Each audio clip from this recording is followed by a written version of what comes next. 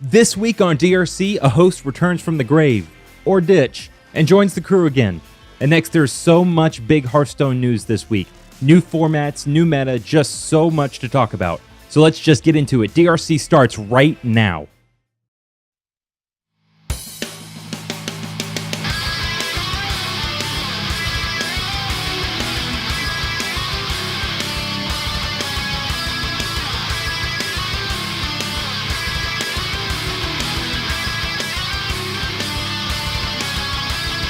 You're listening to the Death Rattle Crew, a Hearthstone podcast.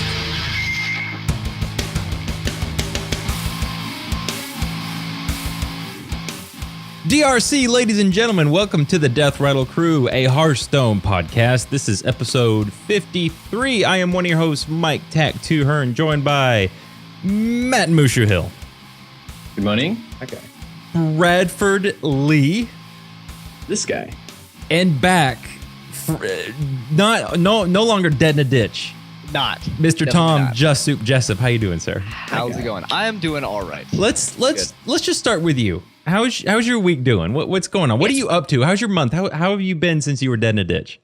Well, being resurrected from that ditch, it's been pretty great. I moved out and into these lovely dorms here at the University of Georgia. Nice. And working and studying real hard. Perfect. Philosophy and Chinese. So nice. Good stuff. Awesome. Other than that, Jesus. Yeah. Other than that, not too much. Playing Hearthstone. Now that I have my ducks in a row. Nice. So, yeah. So what's the end game with philosophy and Chinese? Pilot school. That goes together. Yeah. So, Clearly. Yeah. Right. I don't really care so much about my degree. That's a really crappy thing to say. Like, I don't really care too much about my degree, but it's not the first person. Right. To be a pilot in like the higher echelons of what do you call them? Those airplane things, airlines. Yeah, that would be important to know. They don't really care too much about what your major is or what your degree is. Most airlines actually don't care. They just want you to have a 4-year degree. I just decided, I came into UGA with, okay, computer science is a great degree. I'll have a fallback plan in case, whatever I don't want to, like if I don't want to do flying anymore or whatever. And I found out, like, I was taking pre-calculus and I was like, all right, I hate math and I'm bad at it. I don't care about science and I couldn't give a damn about computers. So this probably is not the greatest major for me. And I had to take some electives and took, at my previous college, my community college, I took like intro to ethics. And I was like, oh, dude, this is the stuff, man. I'm down with this. Like Kant's cool. Nietzsche's cool. And then like came here, took philosophy 2010, which is like intro philosophy. And I was like, oh, this is awesome. I love this. This is rad. And so I just like stuck with it. And then like out of nowhere, I was like, all right, I can't do German anymore. I don't know anything about German. I'm not going to continue down the path of teaching myself German. I don't want to do Spanish because I did that in high school. Let's do something really easy. Chinese. That's easy. Yeah. So, but it's really like it actually is nowhere near as hard as I thought it was going to be. And it's so fun. So I'm on my second semester of it and I absolutely love it. And it's probably because I have a great teacher, but it's also because it's a really cool subject. So. Nice. So that's that and playing lots of Hearthstone and Rocket League. So I still need to try that. Rocket League. Hearthstone so or Rocket League? It's on Xbone, right? I don't know. Yeah, it is. Okay. When was the last episode that you actually on, Tom? Like, so I'm fairly certain there are people saying like, who the hell is this guy? When was it? 20s? I think for the 20s. For those of you playing at home, It's been a while. for those of you playing at home, Tom Just Soup was one of the original hosts. It was when it was Mike, him, and myself. Yeah. And then we had Avery. Yep. We had Brad and Jeremy. Yeah. No, and then before that we had Fabio. Fabio. Yep. Jesus, man, we're a bit of a slut of a It's a podcast. bunch of people dead in a ditch. A slut of a podcast. Just like a rotating door of hosts. Yeah, well, there are two Did you like say fixed hosts or seats. hose? I'm gonna move. Hostesses? Oh, okay, Hose. okay. Yeah. Makes more So sense. there are two like firm seats with Mike and myself, and then there's like one or two extras that people just show up. Oh, yeah, come on, chin wag in front of the microphone. Yeah. Well, Matt, what's been going on with you? Let's just go to you next. Dude, I don't know what I've done this week. I know I pulled apart my my graphics card and relayed the thermal paste. That was an experience. What do you have? What model?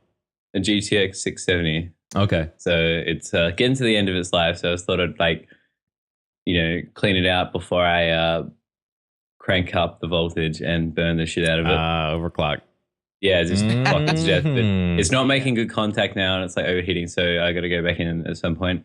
Other than that, just sort of like I streamed on Monday and was hosted by the only Bradford Lee. Yes. At about quarter to 4 my time in the afternoon, which was 15 minutes before the end of the season. And I was rank 1 with like 3 stars. Oh. And so I had like the chat chanting to get to legend, and the dream was real for a little bit, and then we queued into this like warrior, and the dream just died so hard. He was so slow. Like it would have been okay if he had been like relatively quick at playing the game, but he was so slow, and I was just like, I don't know if I can rope here, or if I concede. I don't know if I can get 3 games in, but. Nice. It was close. It was very close. It was really close. It was It was I got good. done streaming and I was like, I'm gonna go get food. Then I was like, wow, he's so close. I can't leave. Like this is too good. What deck were you playing at the time? I was playing Zulu this time. It's gone full circle. It's now trash on the well, at least the first day I played this season it was trash. So I don't know. I'm gonna try out one of my friends' creations. Twiz made a aggro mage deck, and so which sort of mirrors freeze mage. So it's freeze mage with a bunch of aggro and stuff. I saw that. I thought Like it was an pretty aggro. sick. I think I played against someone today. I've seen that kind of a list floating around. Yeah, so It threw me off because I didn't know if it was tempo. Yeah, I feel like I played against So that did you today. see I don't know. Gnomes? There's something else going on. Okay. Yeah. But no, that's been me just faffing around really this week. Nice. Bradford Lee. What are you up to? I got food poisoning this week. Yeah. Oh, that rip. dude. So I had a glorious week up until Friday. And then the last day of the season was on Sunday. So I got food poisoning Friday night and stayed up basically all night. And then I was like, well, I got to stream and try and make top 100 at the same time. So I then streamed for like 12 hours straight and ground myself to death almost. Did pretty well. Lost to Dreadsteed .deck when I was at rank like 150 on Legend Ladder, and he was rank like 4K. And that knocked me down like 200 slots. And I was like, all right, I'm going to quickly switch to a deck that would have countered that deck if I'd like queued up against him again, because it was just so demoralizing. And then I got like someone who was in the mid 4Ks on Legend and just had terrible rating, and I lost that game. And it pushed me back to like somewhere in mid 500s. And I was just like, all right, I'm going to bed. We're coming back Sunday. We're going to see how it goes. And I ground Sunday and I came up a little bit short. And so I just kind of gave up. And that's why I was like, all right, we got to host Mushu. We got to make sure Mushu gets to Legend. We got to try and encourage him. So we both came up a little short on our goals. But yeah, that food poisoning caused quite the weekend for me. I spent a lot of this weekend just trying to get to grind towards top 100. So I just like depreciated myself of sleep when I'm already kind of like a little sick. And I'm just like, I feel like Tuesday evening was the moment where I felt like I was finally 100% again. So I don't know. It's been a long week. I'm happy to be over that though and be back to normal. Sweet. It me not making Legend was like 100% my fault. Like I just sort of like left it until the last day and then was grinding to the very last moment. And so that's your Your goals, you were up there for a little bit, like at like Yeah, I was 120. in. Well, I was in I top think it's 100 for the last 4 days, except for Sunday. Is when I fell out. Ah, that is So, so when- frustrating. Yeah. Sunday when everyone started playing, like no one had touched it. It's, oh yeah, Well- no, ladder.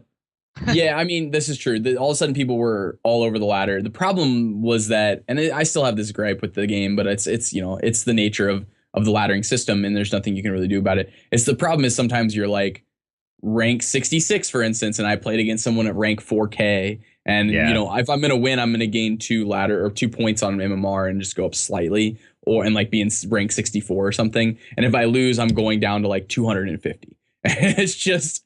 And then that climb after that is like incredibly hard to get yourself back up to rank 66, which is where I was at one point, and I lost to somebody at 4K at that point. It was just it just shoots you in the foot at that point. So Yeah. I don't know. It's the nature of the game. There's nothing you can really do about that part of it. Man. Yeah. I don't really have much news this week on my front. Same old. I'm digging that T-shirt you're wearing, Mike. Oh, I do have a lot to talk about. Thank you, Brad. Yeah, I got a little. Let me get a little camera. Got some T-shirts in. Represent. Sexy. So yeah. So trying to figure out what we're gonna do. If you're gonna be at Battle and Brew this Sunday for the Tavern Hero BlizzCon, or I'm sorry, Winter Series. What is it? The Winter Championship Series. I guess the prequel there. I'll have some T-shirts there. So again, Sunday, Battle and Brew in Atlanta, Sandy Springs, actually, Georgia. If you're there, if you're not, fly in. It's worth it. Plane ticket for a T-shirt. It's fair trade. Got Otherwise, I don't know. Maybe I'll give some away on the show. I don't know. Maybe we'll do a giveaway. I don't know. We'll figure it out. They look good though. They look pretty good. Yeah, they're comfy. They look good. Got my name on the back. Nice. Pretty freaking swaggy. Right, wait, can you turn around? Maybe. Well, not really. I don't have room. Oh, in just here. take your shirt off and show us. Yeah, right. I promise it's there. But yeah, I swear to you, boys. I swear. I would not lie. So yeah, again, Tavern Brawl, or I'm sorry, Tavern Hero event Sunday, Sandy Springs, 5 p.m. Battle and Brew. Come, be there, be part of it. Yeah. So other than that, we'll be there for that. We have so much to talk about. I don't even want to let's just we do. Let's just get into it. All right. So we're just gonna end it here. And we'll be right back with In Case You Missed It.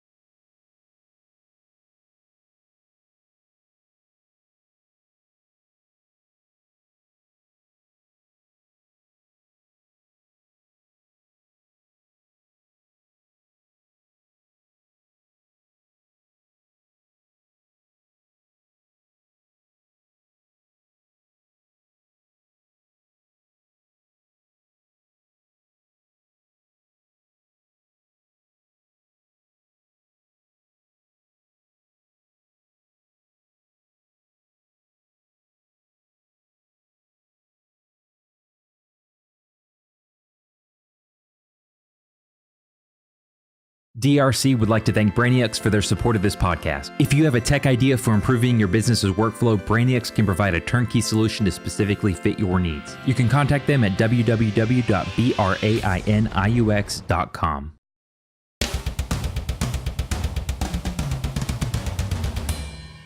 And welcome back. This is In Case You Missed It on the Death Rattle crew. I'm Tac 2, joined by Bradford Lee, Mushu, and Just Soup.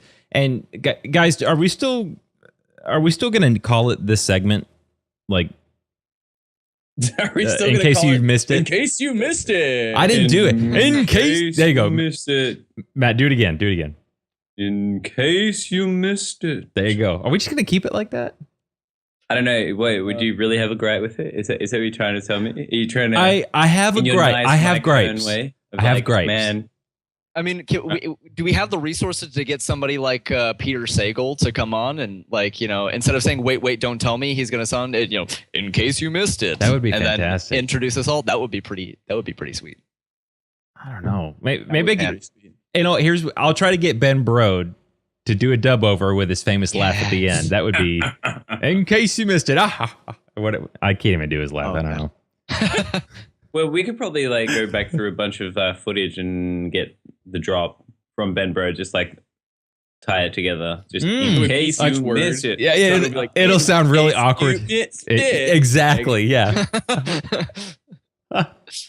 All right. So anyway, we're going to talk. We have some news. If you haven't been paying attention to Hearthstone over the last 24 hours, What's wrong with you? Literally, what is wrong with you? Because no, dude. I reckon it's good if you haven't been checking it, because it'll all be summarized nicely. When I got the message, it beeped on my phone at like 6 a.m. yesterday morning, and I looked at it, and I just looked at like the wall of text, and I was just like, nah, I'm too tired to deal with it. I'm just gonna go to sleep. I'm gonna come back in like 6 hours and see what happens. So that's what I did. Yeah. I was just like, nah, screw it. So I mean, yeah, and well, I did notice it wasn't until like later this afternoon that a lot of the internet sites were picking up on this. It's pretty big news. Huge. I mean, good. Brad, just take us into it. Let's get into it. We've been talking about this since October. Yeah, I think this. I remember having this conversation in October about the idea of doing this. I think I keep saying literally. I think this is some of the biggest Hearthstone news ever, in my opinion. Ever. I really think it is. For those of you playing at home, we are talking about Firebat leaving Archon. Yes, that is exactly it. No, really, what we're talking about, deck slots from 9 to 18. Yeah. Wait, that's not it either. That's not even it. There's been so much news this week, but the biggest news from this week, easily, hands down, I'm back on the stream, right? Thanks, guys. Yeah. Yes. Welcome back. This is a trial, Mr. Soup. How many times can we string along the audience? I love the sand deck. All right, well, let's stop stringing along the audience. What really is happening is probably the biggest news in Hearthstone ever. This is incredibly important, and this will impact the game forever and make this game very long-lasting. They're introducing a new format. They're calling it Standard. Basically, it's the last 2 years of Hearthstone. That won't be entirely true with this particular release, because what's going to happen is everything from Nox Ramus Solo Adventure and back.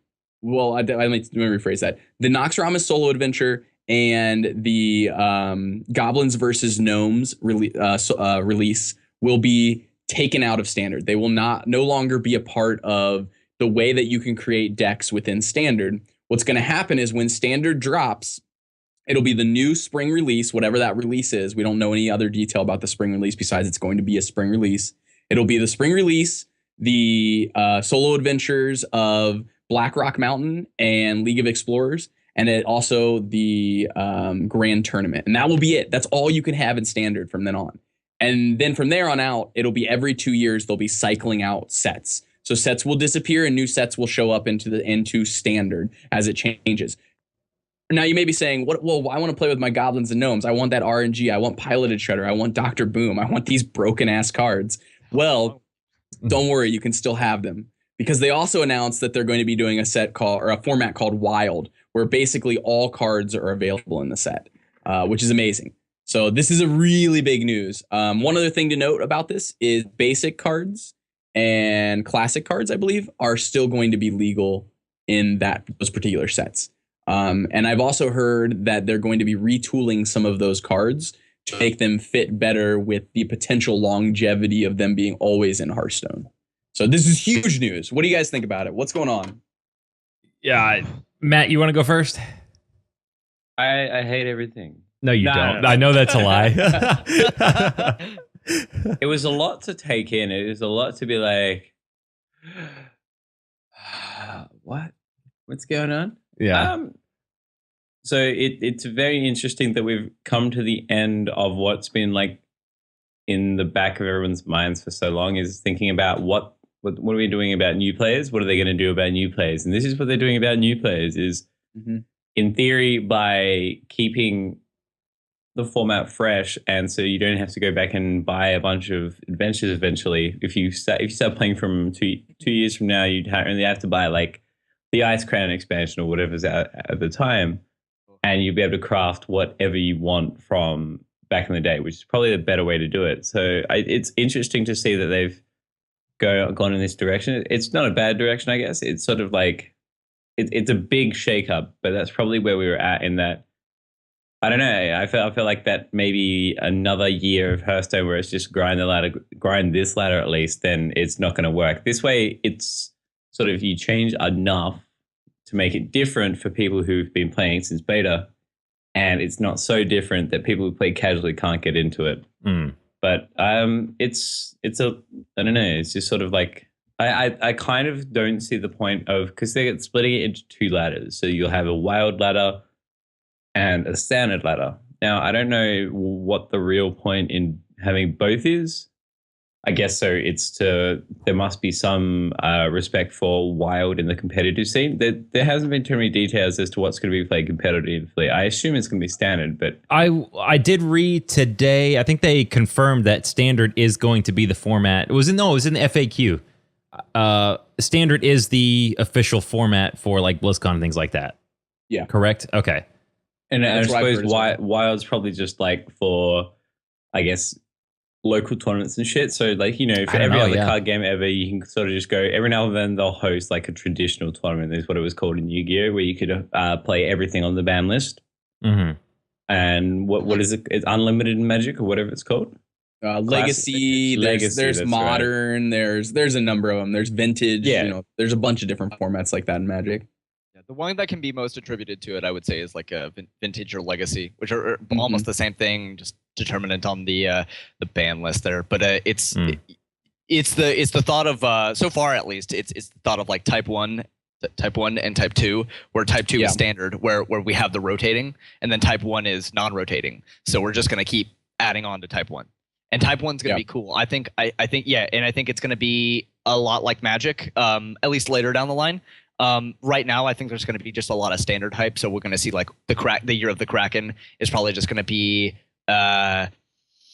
just everybody hyped about standard, and then that might I don't know, because this is going to be different because it's an esport and it's online and digital, and so that might have a big effect on how the competitiveness of it works. But how it works in Magic is that there are people who play standard, there are people who play legacy, and there are people who play standard and legacy, and they do separate events for both of them. So I think they have an equal footing to both be competitive.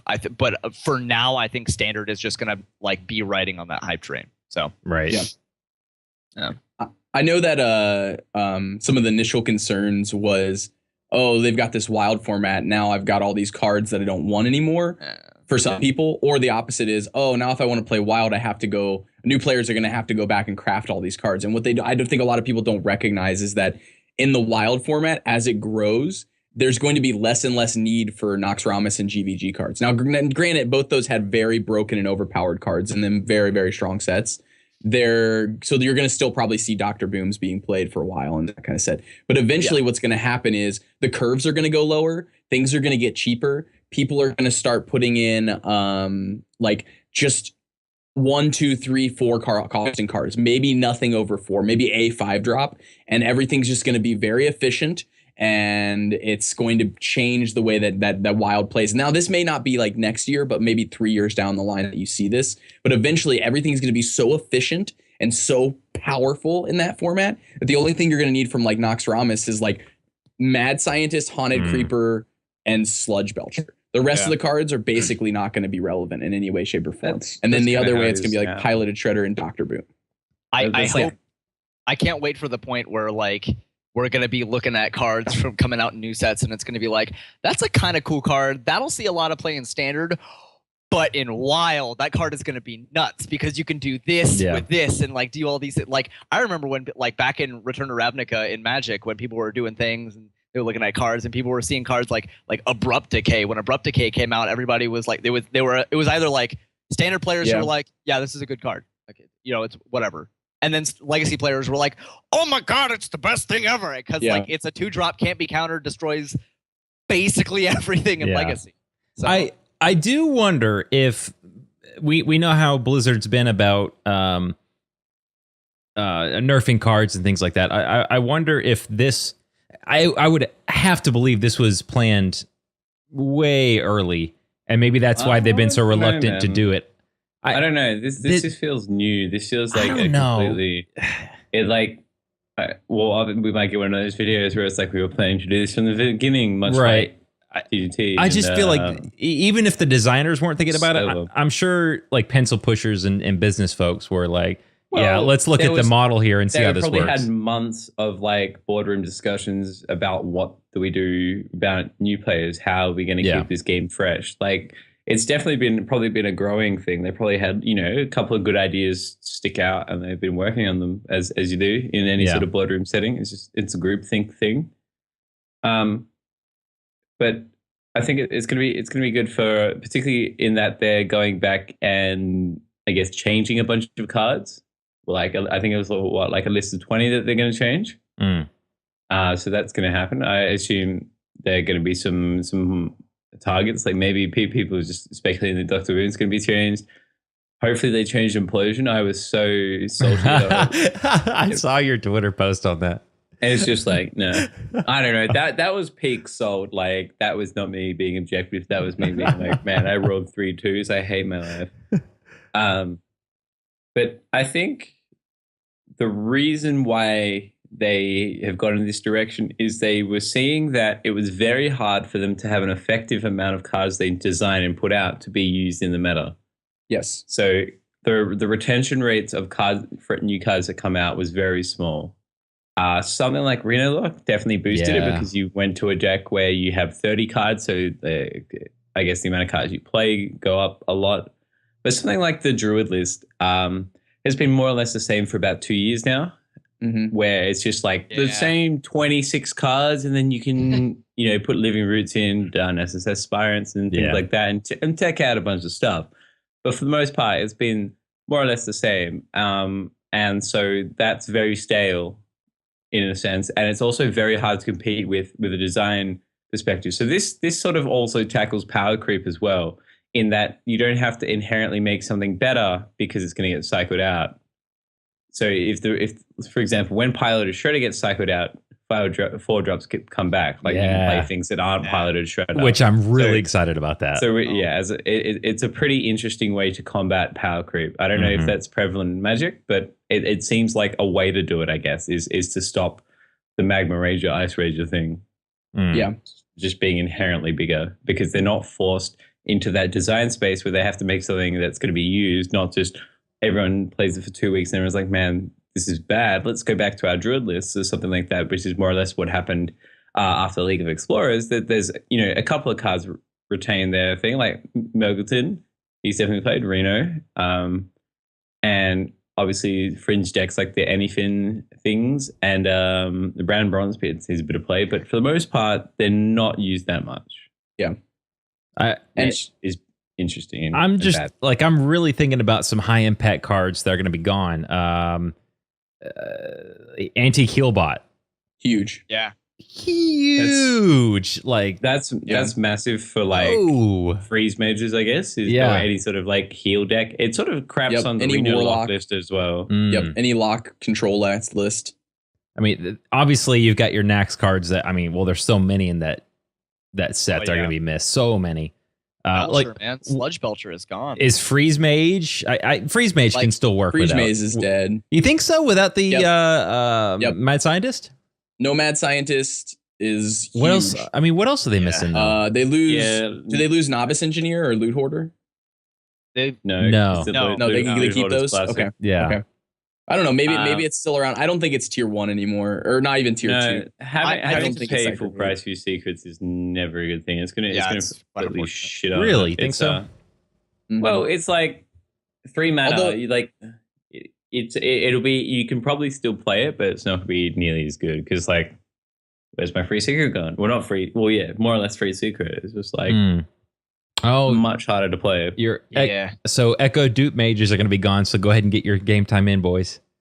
Pretty much. I loved that deck way back in when. That was a fun. That was like one of the funnest decks I've ever seen like played. Because at the time that was big, I didn't have cards for shit. Like I played Hunter, and that was about it. Watching people play that, I was like, this looks awesome. Yeah. You get to do so much stuff. Yeah. I am gonna miss it, even though it's not that great. One thing, Face Hunter's gonna get better again. Yeah, for real. Oh yeah, absolutely. Because you don't need Mad Scientist in that. Obviously, it's nice to drop a Mad Scientist on 2 and get a explosive trap, but you can definitely just play the explosive trap. It's 100% fine. Yeah, you can put a tracking in or something. Yeah, I think you might almost drop down an Eagle Horn Bow or something and play like another Wolf Rider or an Arcane Golem or something like that so you're not reliant. Like Glaive Zook is still fantastic. Maybe just go 2 Glaive Zookers. Man, I'm so keen to play Face Hunter again, just to sort of like be that guy. If you do it, please play Misdirection. I just want to see it play. Yes, dude. I've seen it do some work, man. There's documented episodes of Avery and I discussing the merit of Misdirection, because I was like, man, Avery, I shit all over Druid players when I play Misdirection because they just like chunk themselves sometimes. Oh yeah. Especially if they like combo, when they do their combo and then like, oh, well played, and then like swing out and bing, Misdirection, and then it hits their other 4-2 that they were going to use this turn. It's like, all right, that being said, like if it was Explosive Trap and not the not Misdirection, then they would kill all of them. But the thing about Misdirect is I don't think it's worth playing without a Mad Scientist, because it's not like good enough often enough. The thing about Mad Scientist into Misdirect was it was like you had a little bit of mystique to it, I guess. Right. But I feel like if I am investing 2 mana in a Face Hunter deck, I want it to be some guaranteed damage. So I would definitely opt for Explosive Trap. But I digress. We've dived into standard decks, but I really hope Gadgets. I pulled Gadget Zan Auctioneer up. I really hope that they unnerf this card. Unnerf? Yes. Like shrink it, make it cost less again. What was it? It was a 5/4/4, wasn't it? 5 cost 4/4 before. It was they basically just like raised the mana cost. I think they did by 1. Yeah, I want it to be 5 mana again. Make it a 4-drop 3/4. What? So what do you guys? Jeez. Yeah, some people just want to watch the world burn. Just 4 mana 3/4 that draws your entire deck on turn 6. Got it. Yeah. No, that's legit. The rogue deck will become better now, I think. Yeah. Really? Yeah, you think so? Well, it's just one of those. There's less by better. I mean, like, because none of it's getting banned out. Oil. It'll become better. Yeah, I suppose oil's out, but I don't think you necessarily need oil to play the deck. The game's going to be less sticky. Yeah, so I definitely minions, can see that. You mean like minions? Like because there's gonna be a lot less death rattle in the game. Right. So which makes me a little sad. Our podcast gets nerfed by this. Yeah, it does. Oh no! This new one. There's less death rattle crew floating around in the game. Zoo doesn't take too much of a hit. No, I just think it reverts a little bit. Yeah. I think like Haunted Creeper is gone. Yeah. Haunted Creeper. I think that's a huge hit to all aggro. Definitely. You just play different things. You just play like Echoing Ooze or something. Yeah, not that they can't get back from it, but holy cow, man, that's that card was played in a lot of it, like aggro for sure. Yeah, a lot of it was just really good because it's like the early stages of those aggro matchups is just a token battle. who can like battle for board supremacy. I've said it like 17 times on my stream the other day. Aggressive board control. We just like have to fight for it. Like I'm pumping up like hours with to make it have 3 attack to kill their like mana worm or something. Just I'm overshooting the power overwhelming, but you just have to make sure you get the board. Shit like that. But yeah, I think I think this is going to keep the game fresh, and I'm very keen for a breath of fresh air, because it's something that'll just like drop the game on its head more or less, or maybe it won't. Maybe everyone just like, oh no, just a couple of cables here and there, swap out a few cards, and it's fine. But nonetheless, at least Blizzard are trying to like shake up the game. That's one thing that Riot Games has done very well with League of Legends, is they've managed to keep it fresh for 6 years straight. Like they always change just enough so it's the same League of Legends, but there's also enough difference so you can have a good year of being like, man, this is cool. This is really different. I came back and played it just a little like casually with my friends, and I was like, oh my God, so much has changed. Yeah. Yeah. Like I hadn't the played map. since like end of season 4 or something like that. Yeah. So the map would have been different for you. Oh, That would yeah. be interesting.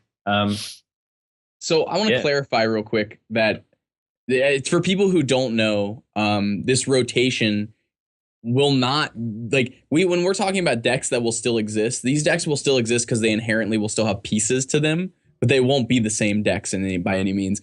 For those of you who don't play Magic, in Magic there's a rotation every 2 years. Same exact thing. It's also called Standard. Like they're just taking a book right out of or taking a page right out of the book of Magic, basically, and they're just saying, okay, here's the plan. This is what we're doing.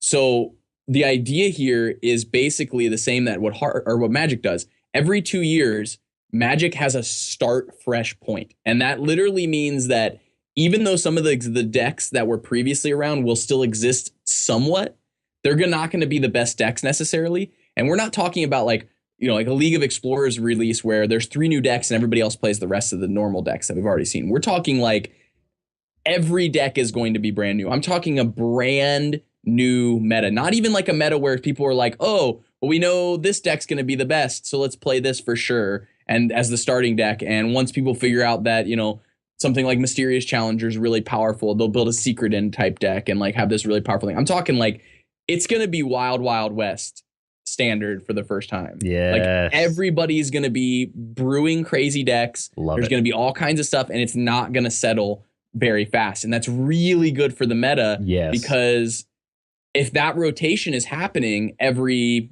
3 to 6 months where something drops out and something else hops in, we're going to see this every 3 to 6 months. And it really benefits 2 people. It benefits the deck designers and the people that know how to metagame based on new metas. The people who can metagame based on new metas, we were just talking about Face Hunter too. If you're playing Face Hunter on day 1, you're going to have a better win percentage than somebody who's brewing generally, because they recognize that, like X aggro deck is going to school all these decks that are running weird janky ass cards that aren't actually going to end up being good. So it's this announcement is so big. Like I'm not like this announcement, in my opinion, doesn't just impact the game for the next set. This impacts the game in a relative standpoint for the next 25 years, like, or longer. This literally is the turning point for the game where I could say Hearthstone has the chance to be successful and last for 20, 25 years, to where once this announcement happened, Hearthstone, in my opinion, will be around for 20, 25 years or more. Just like we're talking about with League, it creates a new meta. They've kept it. They're going to be able to keep it fresh with every single release. Yeah, I do want to say, I think at some point I'd really like them to phase out classic and basic. Sure. And I know that might face a little bit of resistance. Won't happen. But for stuff, thanks, but like mid-range Druid, for example, is like we said, is 20 something amount of cards is basic and classic. Sure. But in not like I like mid-range Druid, but it is tier 1, and it has been tier 1 for like ever, or has been like top tier 2. I don't think it's ever been anywhere under top tier 2. And I like things when they move around and stuff. Doesn't mean mid-range Druid has to be bad, but I'd like it to be different. Like it's the same thing, innervates, wild growths, rats, combo, keeper, ancient of lore, druid of the all this stuff. And I think what we should do, or what Blizzard should do, is eventually, I don't say it right now because I think right now it's good to have basic and classic in, but eventually give us slightly bigger sets and reprint cards. And I think people who haven't played Magic are going to be kind of standoffish about that. They're going to be like, that's like bad, what's the word? Bad game design. And I don't think that's bad game design because it, for the standard season, allows you to have the same cards as like say a previous season, but you don't have to have the same exact set, and you can have certain cards in a format while not having the same exact card. So we could have like half of the same list. We could have, Innervate, Wild Growth, and Wrath, and like Ancient of Lore, but not have Combo, and not have Druid of the Claw and Ancient of War, and stuff like that. And I think that would still be good for a mid-range Druid deck. But it would also make it would be good because it wouldn't make it stale, and it would make it, you would have to force different cards, and it would make it way different, even though it's still a mid-range deck, even though it's still good old mid-range Druid. So I think the only reason we won't ever see classic or I just say vanilla cards. I know we call them vanilla. What do they call classic and classic and basic? But Basic. I think the biggest reason, yeah, absolutely. I think the biggest reason we won't see that, I don't know. I just feel like the cards that came in the vanilla set define what the classes are. You're right. I think and Mage, I think, is the perfect example of that. Like the spells especially just fit that class, and that's the only because I know Magic's that way. It's it doesn't matter how old a set is. But I do feel like I just don't think it'll happen. Maybe things will get nerfed or buffed, and I'm interested to see what actually is going to happen to that. But yeah, I personally won't ever see that happen. But Matt, what do you think? I think that I think that maybe there could be a day where we get rid of the classic set, but I don't think the basic set will ever go, because otherwise you just like hamstring so many classes. So I can see a day where classic disappears, because while it's essential, they might be able to redefine a class and like make it different by removing classic. But I think I would err on the side of hesitating for it being rotated out because of what you said, that it's so class defining. But maybe if they were trying to redefine a class and that make it specifically a type of paladin or a type of druid, they could do that. But yeah, once again, it's not too likely. I think they'll be there for a long time, which is not a bad thing. I mean, because it sort of like balances it out a bit. In my head, like I'm thinking that the basic set for mages is so ridiculous, and then you got something like I'm just thinking, as you said, Tom, Force of Nature in the Druid deck makes the deck, but comes in the classic set. So I think it right. would maybe skew the classes a bit to what was made really good by basic cards and stuff like that. So it's interesting. That brings me into something else I want to talk about. That you guys are heavily talking about, combo druid is not necessarily going away. What do you guys think will be the cards that get retooled and changed? Because in my opinion, right off the bat, that's the first card that comes to mind, either Force of Nature or Savage Roar or both. It's just received so much attention. So it sort of seems like sometimes this happens, that the community brings so much attention to something that they don't like that it eventually gets changed. So I think, so that in that regard, if Force of Nature gets changed, I also think they need to change Mysterious Challenger to maybe like cap out. I think like maybe if you put like a limit of 3 on there or something, I think three seems fair. Just anecdotally, that this is an arbitrary number I came up with. Keep in mind that Mysterious Challenger is losing Avenge. So that's actually wow, I didn't even think about that. It loses Avenge, but I don't necessarily think that like it's that good to warrant it being changed, like change the direction of the nerf if it was coming. In that there are enough good other things. Like obviously it weakens it slightly, but I don't think it changes it that much that it's not going to warrant a nerf. If I they don't know. I change think it. Avenge is the most powerful secret in the deck, and I think that It's the that puts biggest enough. tempo play. But I feel like if you just put in like a second redemption or something where it's like a shift in power Mm. to things. So in that regard, I don't. Well, yeah. So those two. So Force of Nature, well, Force of Nature, Savage Raw. One of them would be tough. So I think it's more likely that it's going to be Savage Raw than Force of Nature. I think it would be probably just an increase in mana cost by 1, if anything. either and that makes the combo 10. or either Mhm. that I or agree. they could go the other way and change Bloodlust and make Bloodlust affect your hero, and then Bloodlust instantly becomes more playable. So that's one thing that if they gave Shaman, imagine how good. You realize like, what that does, right? Like makes the aggro Doomhammer Shaman really good. Bloodlust. God. Yeah, exactly. So that's the 20 damage. So they probably won't do that just because inherently. Yeah. Maybe that's why Bloodlust was never given more Able to- like yeah, that makes really good sense when you think about it. In that if you had a 10 mana combo with 2 cards that does 20 damage potentially. Wait, 20 damage? No, less than that. It's 10. It's 10 damage with just that, but I mean you're gonna have creatures on board playing Bloodlust. Maybe. Yeah. So Well, that I mean, that could be a thing. If you're if you're not desperate, like if you're at the end of the game where it's like, Rockbiter or Bloodwest at the beginning of the game, then here we go. That would be an and that'll interesting happen way to go. occasionally. But Because if those two combo decks are in, like if they don't touch Savage Raw, Force of Nature, and buff Bloodlust, then you end up with 2 combo decks, meaning that it's like a significant part of the meta. Thus, people build it's worth building around it. So it might counter itself in that there's enough counterplay built into the meta that it's not necessarily needing a nerf. If you sort of follow, in the sense that when Dr. Boom was at the high point of being played, everyone was running at least one big game hunter, sometimes 2. And so those booms just getting shot down left, right, and center just because it was a necessary response to the meta. If you're necessarily going to be facing 2 combo decks that can kill you on turn 10/9, you're going to start playing taunts, heals, that sort of thing. That sort of just makes it more worth because there's a large percentage of decks.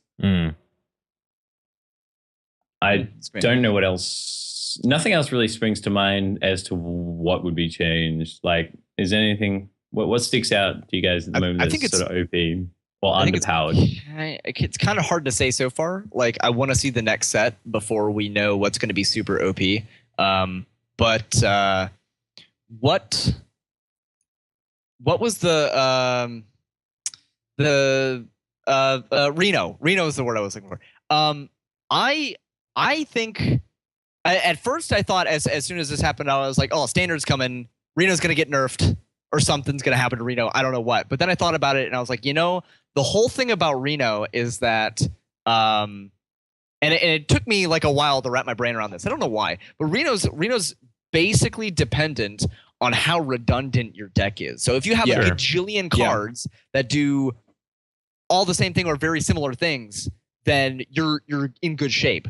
Which was why I thought Mage was really good. Like Reno Lock is great because Lock has so much like single target removal. It's got really good taunts, really good giants, and it's got all this great stuff. Tons of AoE effects. Absolutely. Yeah. Absolutely. And Mage, I really liked Reno Mage, but everybody just kept running Freeze Mage and made me sad. But I thought that Freeze Mage with Reno in it was great because you have all these different types of burn spells. You can revert to running, burn as actual burn, or you can run burn as control, and it's very, very versatile. But when we go into standard, the point I'm making here is when we go into standard, you're not going to have that same card pool to pull from. So he's going to effectively be nerfed by the state of the game itself. Yes. So I'm glad. Originally, I loved Reno when it first came out. I was like, oh, dude, this is great. Combo control decks. And then I was like, all right, now this is getting boring. Everybody's just healing their face, and I wanted to go face, and now I can't go face because they have too much face to hit. And now I'm actually kind of happy about it because I think it's going to be a wild-only card. Or maybe it's going to be like a fringe play standard card.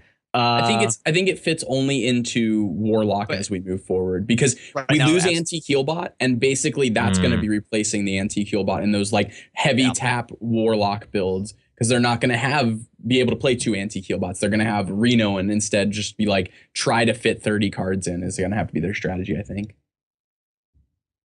Yeah. So I don't know. Other than that, I totally agree with you. It's a wild card. It's a card that, you know, it's just like a fine wine. Reno gets better with age, you know, like the more card pool we have, the better it is, you know. I like that term. It's a wild card.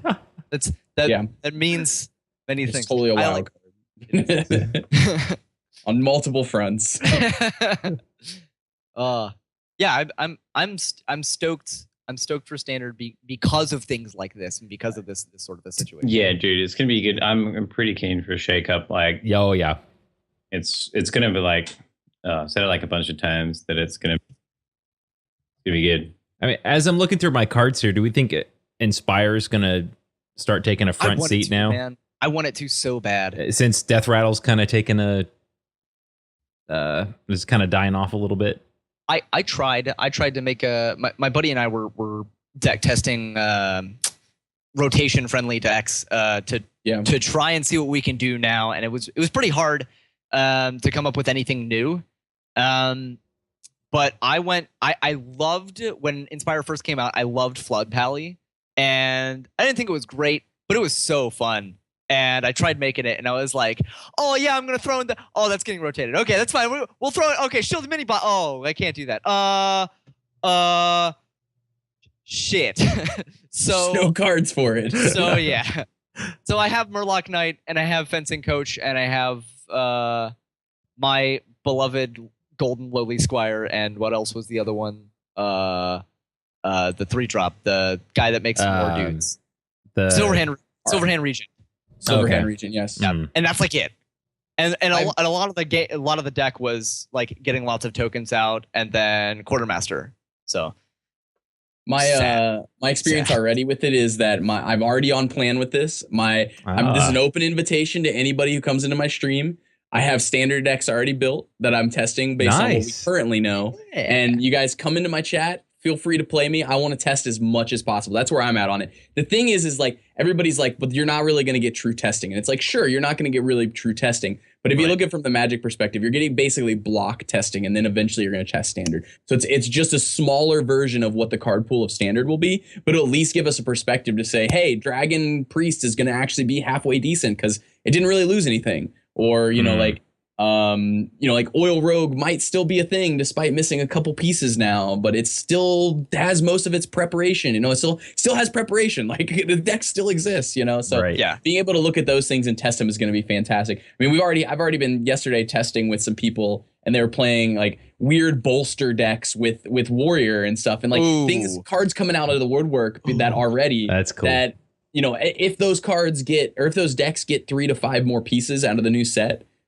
easily could be a deck, you know, like things that I'm seeing already coming into fruition, despite the fact that we haven't seen this new set yet. So I think it's a good time to be testing. And if you want to get ahead of the metagame for standard, I don't think it's going to get you heavily ahead because granted, you're not going to see all the cards, but I think it's going to give you the boost you need on day one to really push through with a good solid deck or be on Face Hunter. You know, those are your two options. Right. I'm going to be there holding the Face Hunter flag high. It's gonna be you can do that. I'm gonna go on mid-range druid. I'm just like everything stays the same in mid-range druid. I don't have to worry about any change except for like Sludge Belcher and Piloted Shredder. Although I am very scared of losing Piloted Shredder.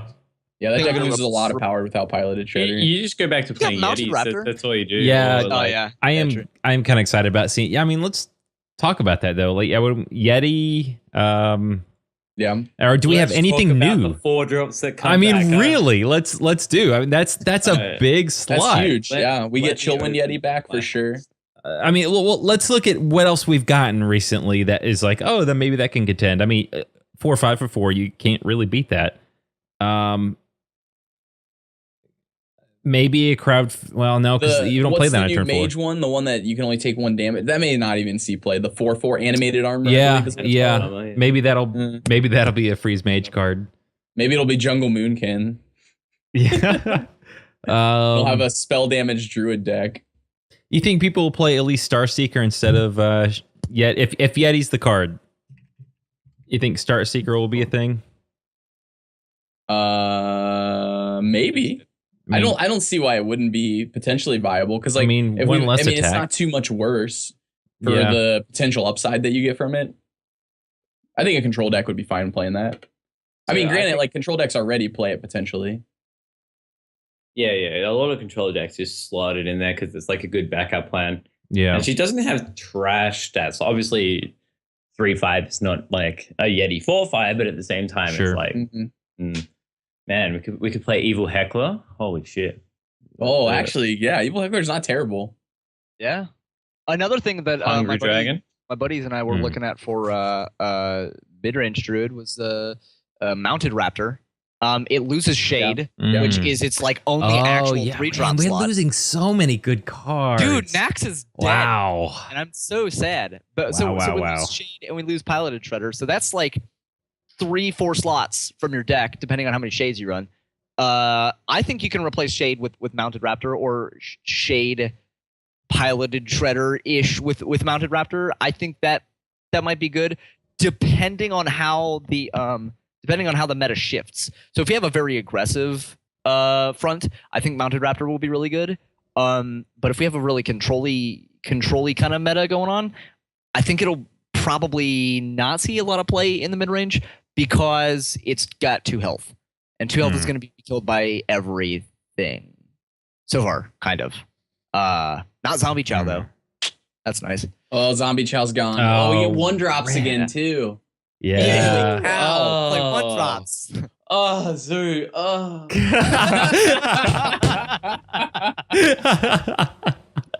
No more of this. Oh, shit. I have to contend with a 2/3 on my third turn. Do you think we'll see Shield Master again? Yeah, yes. I think that was really good. Even it's a good 4-drop. Prynax. Man, there's so many Tomb Spider. Dude, Mech Mage deader than Tom in a ditch. Yeah. Oh my god. Yeah. For sure. Mech Mage is my baby.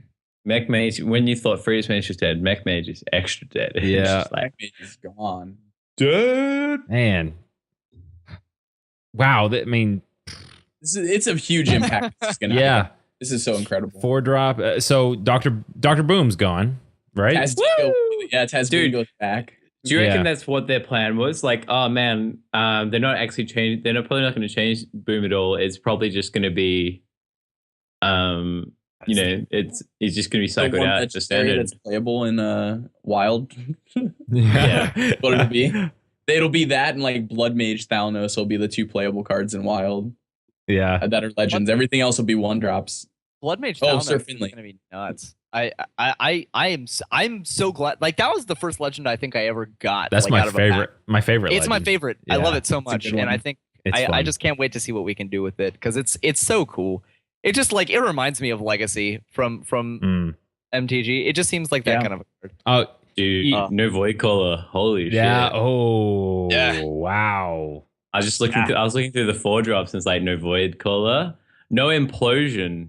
There you go. There's your problem. They solved your problem. Like that. Yeah. Wait, what do you mean you don't like getting rid of GVG does then too?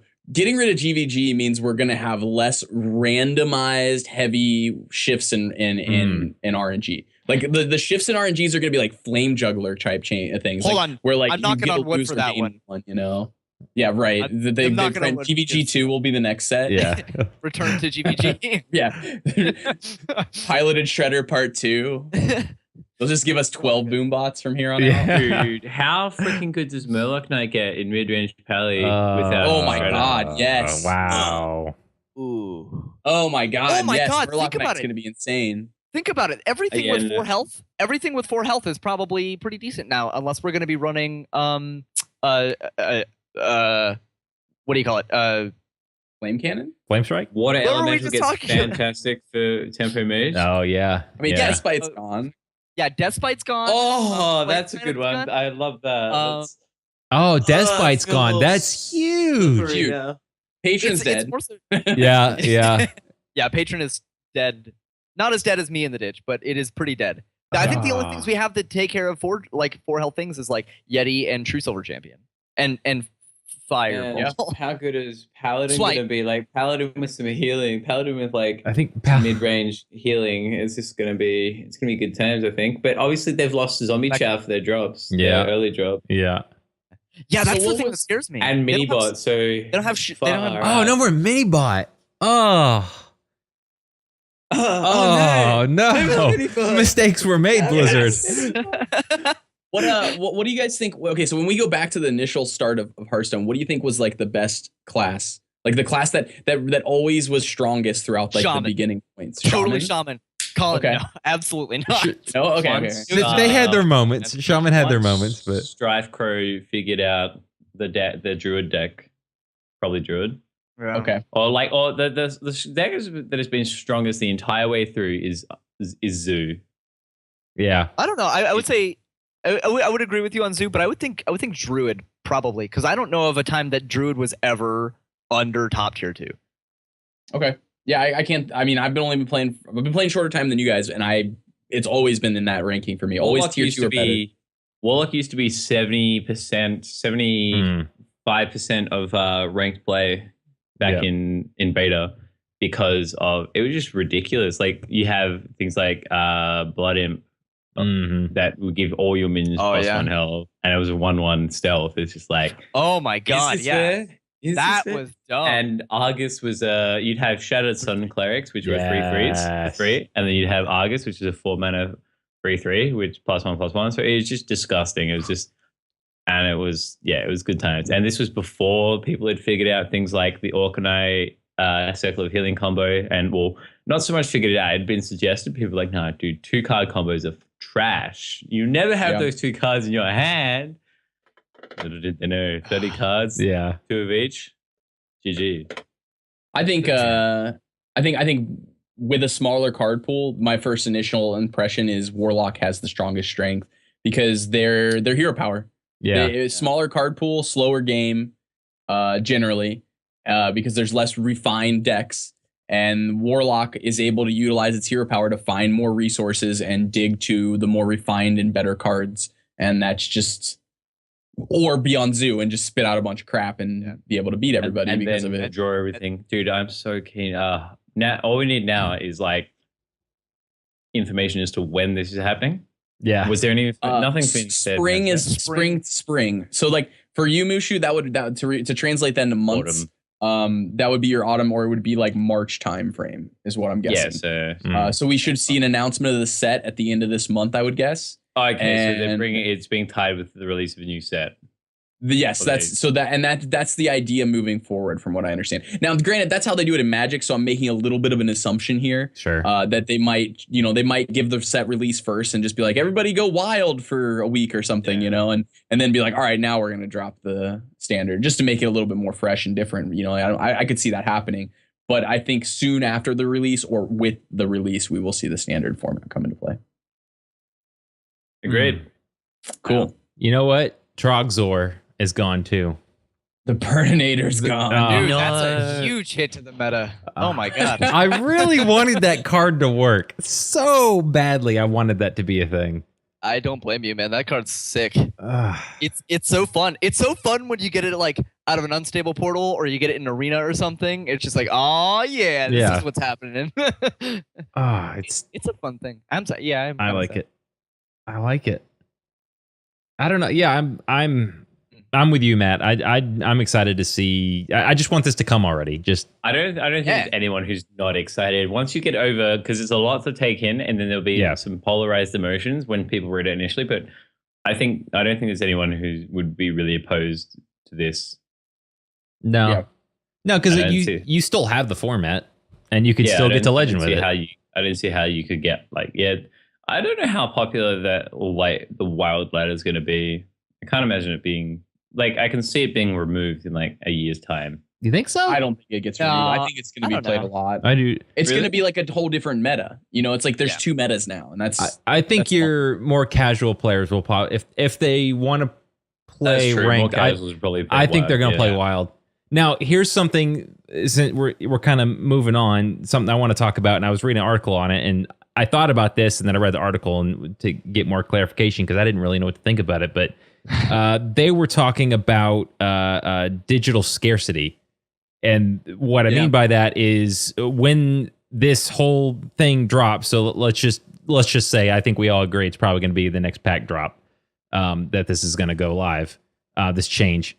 I believe so. Yeah, I bet. I'm not quite sure if we know that for sure, but yeah. But you're not going to be able to purchase the adventures that are being phased out of standard.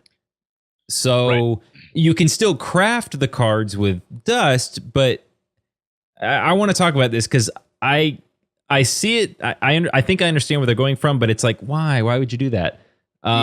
I actually sort of enjoyed the single player aspect. They're just little puzzles. They're fun. I didn't pay the $20 or 25, whatever it is, for those necessarily. I paid for them for the cards, but I enjoyed doing those. So I don't know. I don't really see the point other than making it easier for your more casual players or new players. That maybe we're like, oh, I just spent $20 and I can't use it, and how do I get a refund? Unless you just put a big banner over it that says you cannot play these in standard. Yeah. Is that what you do though? I don't know. I mean, what do you guys think? Well, I think it's okay to make it not played in standard. What you were just saying, I don't like how they're not going to let you play the adventure. And I don't think that's a huge deal, but no, it's not. I mean, I don't think it's necessary, I don't really know. It's being removed from the client, isn't it? It's like if you have it. What? No, the adventure itself is. I don't think it's being removed from the client, is it? I don't know. From what it seems like, it seems like to me that it's just once it's released, you no longer have that solo adventure. You just have the cards. Yeah. Wow. Yeah. Okay. So I would think like there's an added benefit of this being removed in that by removing the solo adventure, you keep the file size of Hearthstone down. Sure. So if you remove Naxxramas, you're taking out. I assume they would just patch out all the voices and shit like that, because while we're getting, it's 2016 and storage usually is an issue on most devices, it still could be an issue on on phones and stuff. Yeah, sure. So Exactly, download speed. Yeah, anything you can do to make the process faster. Because man, I got to download this 20 gig file for my phone. Yeah. Nah, I'm gonna go play Boom Beach or something. Yeah. No, I didn't. I did not think about that. That makes complete sense because you're right. Because it's not, the AI logic isn't very big, but sound files that's gonna be pretty big. Artwork can be pretty big. Artwork. Yeah. Yeah. Just like the whole. It's just even the interaction. Well, yeah, as you said, they're probably not that big, but everything helps, I guess. Right. Sure. That's kind of sad. The movement stuff. It is kind of sad. I guess if you want I guess really the only thing is you get your card. The only thing you're really missing is the experience or your card back. Yeah. And which I mean, some people want the card backs. Right. And I love the card backs. I think that's do too. Like a great incentive. Right. And personally, I don't find a lot of replay value in the adventures. I got the card back for Naxxramas, and I don't know if I'm ever going to go back to it. I mean, now I know I won't, but I would probably go back to it in a later date, and with the OP cards that we get later on that Blizzard decides not to nerf for some reason because it's okay in standard or something like that. But 13 years from now, when I can take Mr. OP card and take it back to Naxxramas and just beat Kel'Thuzad in the face with this thing, I think that would be cool.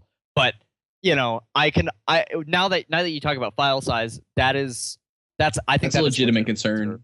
That could be also something they do with with reprinting is if they reintroduce an adventure for say Naxxramas comes back in 2.5-3 years, for people to play, people who haven't played it.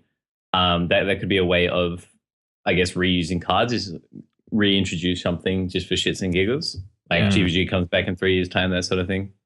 So that way, because I don't think reprinting, I don't think will ever be a thing in Hearthstone. That sounds me, because I think that would be I could great. see certain cards coming back. I wouldn't see why they wouldn't reprint Mech Warper if they want mechs to be a thing again or something.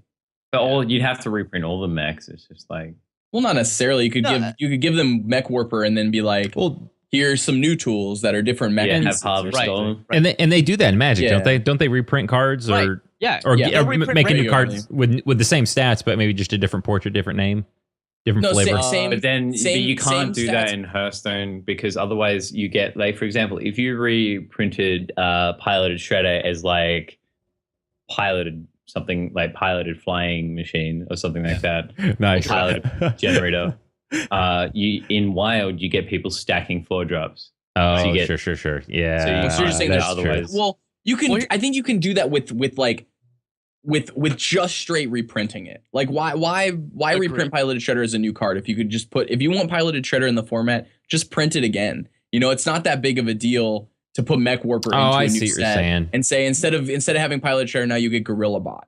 Now you get, you know, like Harvest Golem with it. You get Mech Warper, and then you get this new flashy 5-drop mech named something or another that does something new and different, you know, and that's how they make mechs into a new class without it's a way to recycle ideas already, but create them fresh and use something new with them, which is cool. And you know, like it's the same thing with like people like mechs, people like pirates, you know, like it's people like the clans, people like to be able to identify, like, say I've got these dudes that all do something and they synergize together, and so it's fun for the game to be able to have something like that.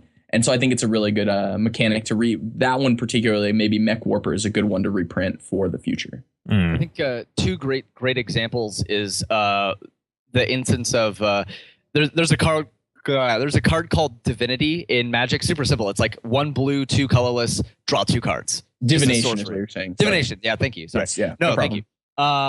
And so you play Divination in, like, it came out in Innistrad or something like that. And so they printed it in Innistrad, and how Magic works with their sets is at that time. Now it's similar to Hearthstone, but anyways, at that time it was like 1 set, 2 set, 3 set. That's a block. They all have the same theme, similar cards, whatever. Core set, which is completely by itself, and then 1 set, 2 set, 3 set. That's the block. Core set again, and then that's as big as standard will get. But one of the things that they would do, and things that tripped people up, it was they have Innistrad had Divination, and then there was Dark Ascension, then it was Avacyn's Restored, and then Magic 2013 or whatever, 2013 had Divination as well. And people were thinking, why did they print the same exact card in the same exact standard rotation? And we haven't implemented this yet into Hearthstone, but it might be implemented. But it was for limited, so like if you play. Yes. So in draft format, if you wanted to play just Innistrad draft, you had a chance of getting like just three packs of Innistrad and you go around, or like doing the draft format where you hand a pack around or whatever. Or what's the other one? Sealed. Sealed, where you get like 6 packs or whatever, and you make a deck out of that. You have a chance of getting Divination. If you play Innistrad, Dark Ascension, and Avacyn, so a block draft, you still have a chance of getting Divination. But if you play like core set draft, you also have a chance of getting Divination. So you can create this sort of limited environment as well as the standard environment. So you can have Divination in, Innistrad and do that there, and Divination in the core set for that draft format. Now, that reprinting wise also is one way that works. Another thing about reprinting I like is like take the deck Fish, for example, in Magic. There are different versions of Fish in every format that it's legal. So like Modern, Extended at one point, but Extended said Modern, and then Legacy and Vintage. Modern has a certain amount of tools that they are given to play Fish in. So they can play like oh my god, I can't remember the cards. It's been so long. Well, but they can play their lords, and they can play certain, like Curse Catcher, and they can play these cards. And then when you go into Legacy, they have been printing Merfolk cards for way before Modern was a thing. And they have the reprinted versions, into Modern, but the cards that weren't printed or are banned in Modern, that aren't banned or were printed during Legacy times, you can make an even more powerful Fish deck. So to translate that to Hearthstone players real quick, thank you. what he basically is saying is, if we have Arcane Intellect in every single set, then basically Arcane Intellect will always be a mage card. Mage will always have a draw 2 for 3 mana. Always will have that. That's basically divination. And then, but in the wild set, they may have something that costs 2 mana at some point. Maybe they'll get Arcane Intellect, but it'll be 2 mana out of this new set. And then when that standard rotates again, that card, then they'll go back to Arcane Intellect. We'll be back on Arcane Intellect because we're not going to give them that powerful draw effect in this new standard that we're creating. But in Wild, 2 years down the road, now Mage has a 2 mana draw effect potentially. Or, you think about like Ancestral Knowledge. In a year from now, Shaman might not have a card draw effect anymore at all. They may not give them back a card draw effect. But they have Ancestral Knowledge in Wild. And having that Ancestral Knowledge in Wild is a tool that they get in that Wild format that they're not going to get in the new format. And that's why I think Wild will stay as a format and will be relatively successful, because you're going to have tools that you don't have in the other formats. And you can print cards that are actually not good in Standard, because say, for instance, Paladin's not good in Standard right now, right? Yeah. And you print this really powerful 1-drop Standard Paladin card, but it doesn't create a good Paladin deck. Like it never works, and it's like, this sucks. But when you bring it to Wild, all of a sudden you got this 1-drop that interacts really, really well with all your other things. Pretty soon, the next thing you know, it may be the number 1 card in Wild, but it doesn't get to see any play in Standard. So they're able to manipulate both formats to change them without necessarily affecting both of them from the 1 card that they're printing, which is really interesting. And I think is really going to create a dynamic that allows for Wild to become potentially in the future a new format that is still tournament playable. That's going to be tournament playable at some point. Now, granted, the focus is on Standard right now because it's the new fresh thing, but a year down the road, Standard might end up being stale and they might be like, okay, Wild's fantastic. Let's make this the tournament format for this season, because we know that we're printing cards specifically designed for making Wild more complex or changing up the meta in Wild specifically. So I don't know. There's just so much possibility with this announcement. It's fantastic, and that's why I can't stop preaching about how happy I am that this is finally happening for Hearthstone. So I'm wondering then, you were talking about Shaman not having card draw potentially. We'll say 2 years from now, and reprinting a card. Would it be? And I think Tom, you kind of brought it up as well. Would they? Let's just say.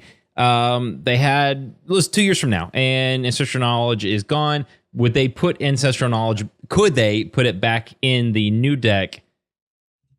And what do you guys think? Would that take up a card, the space of a released card? Have these card releases, have they been like a set number? I actually haven't gone and counted. No, there's not like 120 new cards. It's always been sort of just whatever they feel like. Would it be weird to reprint a card in a set that's already been released in a set? I guess is what I'm saying.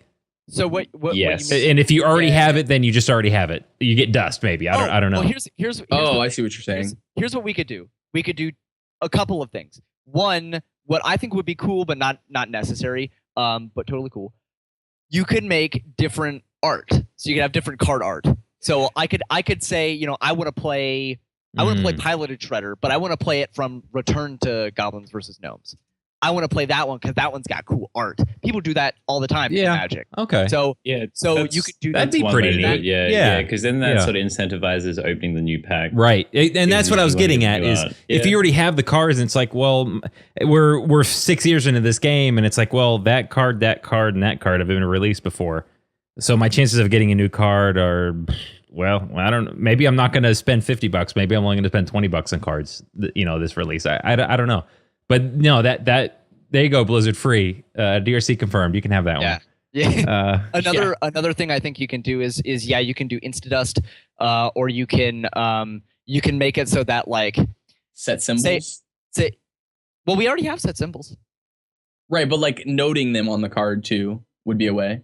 So like if you had a Piloted Shredder, like if at the bottom of the card you had a symbol that said GVG at the very bottom, like it just said the name GVG, and then you reprinted Piloted Shredder in a new set and it said PST or whatever, whatever the acronym for the set is. We have the watermark though, like on the back, back of the thing of the card, which I personally I would rather have a symbol like down at the bottom or wherever or something like that. But I mean that still works. I guess. I guess so, yeah.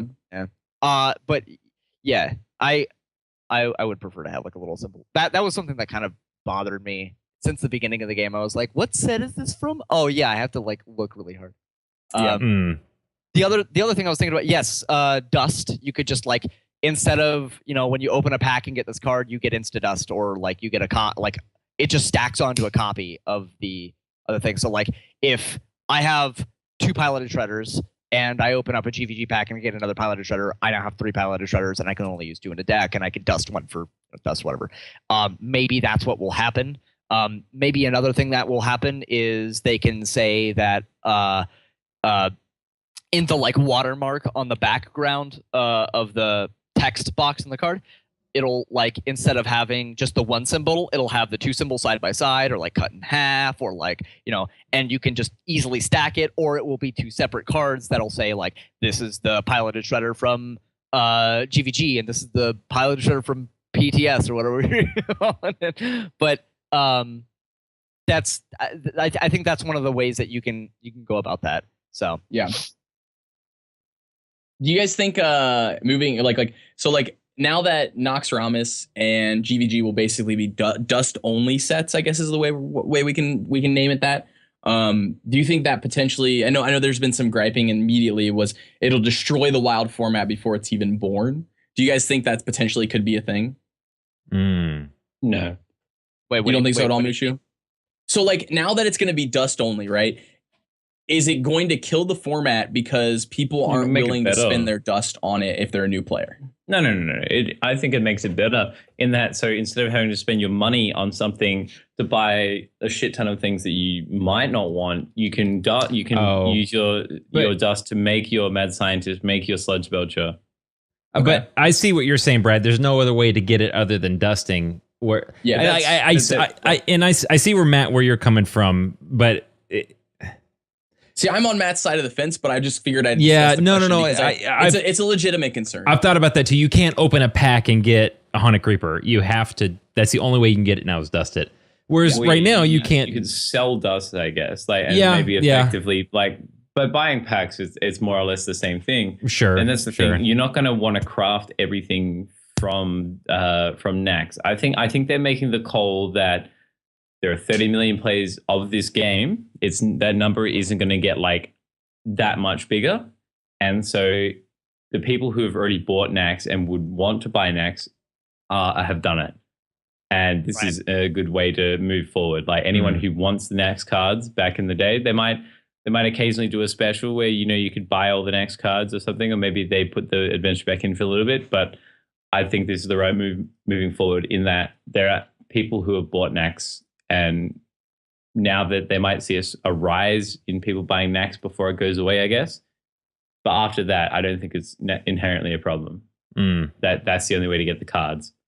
Like maybe they might discount, may make it cheaper. They might do something like that.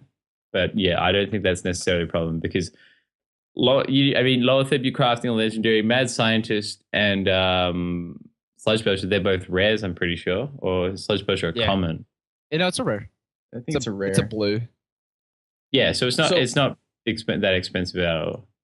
So with preparing for standard, then, do you guys think it's a good idea to buy into Noxramas right now? Like if you want to play wild moving forward, is it a good idea to purchase Noxramas now, or is it better to just wait and dust it? Because I know there's a ton of powerful cards in Noxramas, so maybe the investment of paying for the solo adventure is worth it more for someone trying to get into wild. I think it comes back around to that people who want to invest the money probably already have.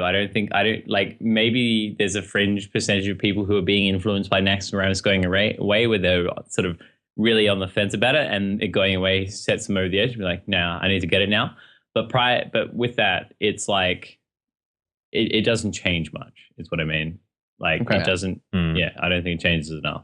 I think it's not a bad idea to buy Nax right now, especially if you care about like hitting legend. But if you cared about hitting legend, you kind of needed Nax already, right? Which is unfortunate. But I do think it's one of the best things, like one of the best bangs for your buck. Yeah, it is. Buying it. I'm a huge advocate of buying the adventures. Don't buy packs like with money. Yeah. Don't buy packs, buy adventures. I mean, you can buy packs, I don't give a shit, but buy adventures first. Because And it's Dr. just Who. it. Yeah, well, yes, buy Doctor Who. Yeah. It's so like it's so much better because you know what cards you're getting. For one, you know what cards you're getting, and most of them are playable. So, there's a way less RNG. So I think and if you want to buy Nax now because you want to get that card back, that's another incentive to get it. But that's kind of like just kind of a thing. What should we buy right now as terms of adventures? Probably not so much Nax. Is there anything else that we like? I mean, we have BlackRock and LOE. Do we need to worry about buying those for standard? Do you think? Yeah, like what's our strategy? What's our big strategy is to it? build our How ADE? big is the difference? Yeah. Or is there a significant difference, or should we just say yes, buy both of them, or is one better than the other? Like, Well, it's very much like Nex has been the best adventure. I don't think that's like disputed. Then I think then League of Explorers is second, and then BlackRock Manor is definitely like the least impactful looking like now. Yeah, The least impactful in the meta. it's okay. It wasn't bad necessarily. No, it wasn't. But they sort of just like not as impactful as well. We're changing Warsong Commander just sort of like shat on the patron. So it's sort of patron's a bit of an L factor. I hated Patron Warrior, but man, that was rough. That was a bad nerf. Like that was a bad. That was Undertaker level nerf. That was terrible. They literally dug a hole. And threw it into the ground and literally covered it over and then nuked it from orbit. Well, that's what they did to that card. It was killed dead because it was seen as like not good for competitive play, which is right. Debatable. It wasn't from like. But did it need to be that bad? I mean, especially now that we see things are being shifted out. Like, did they need to just? I mean, could we just have made it if you have a minion on the board and it is at 3 or less, not it went over, but it's at 3 or less, it has charge. Make it a static effect, not a. Well, I think it'd be naive to think that they didn't consider that. You're very true, very true. Right. However, I think they're wrong. Yeah, because I didn't have a problem with the patron aspect of it. I thought it was cool. Yeah. My only problem with that deck was the Berserker. That was my only, and the card draw was a little crazy, but the patron, I thought the patron portion of it was a legitimate. I liked it. I didn't have a problem with it. I don't know. Maybe that's just me though.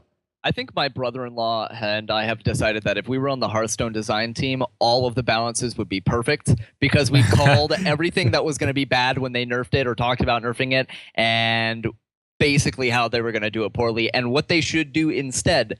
Like we had a lot of ideas for Undertaker, but for Warsong Commander specifically, I think they nerfed it way too hard into the ground. I think they should have made it an aura, and Battle Rage should not draw you a card for your face.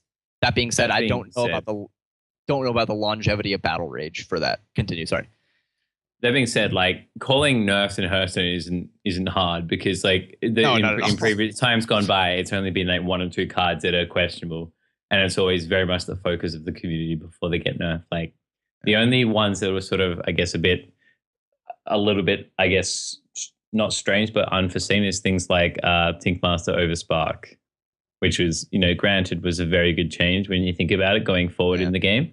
We set out a Tinkmaster Overspark where you could pick what gets changed, then you'd just insta-kill things, and sometimes you'd roll high and get a squirrel and just completely wreck them. Other times you'd be turning like a Tyrion into a 5/5 Devilsaur. It'd be so good. It's just like, it was too good. But yeah, I think... If you're really lucky into a squirrel.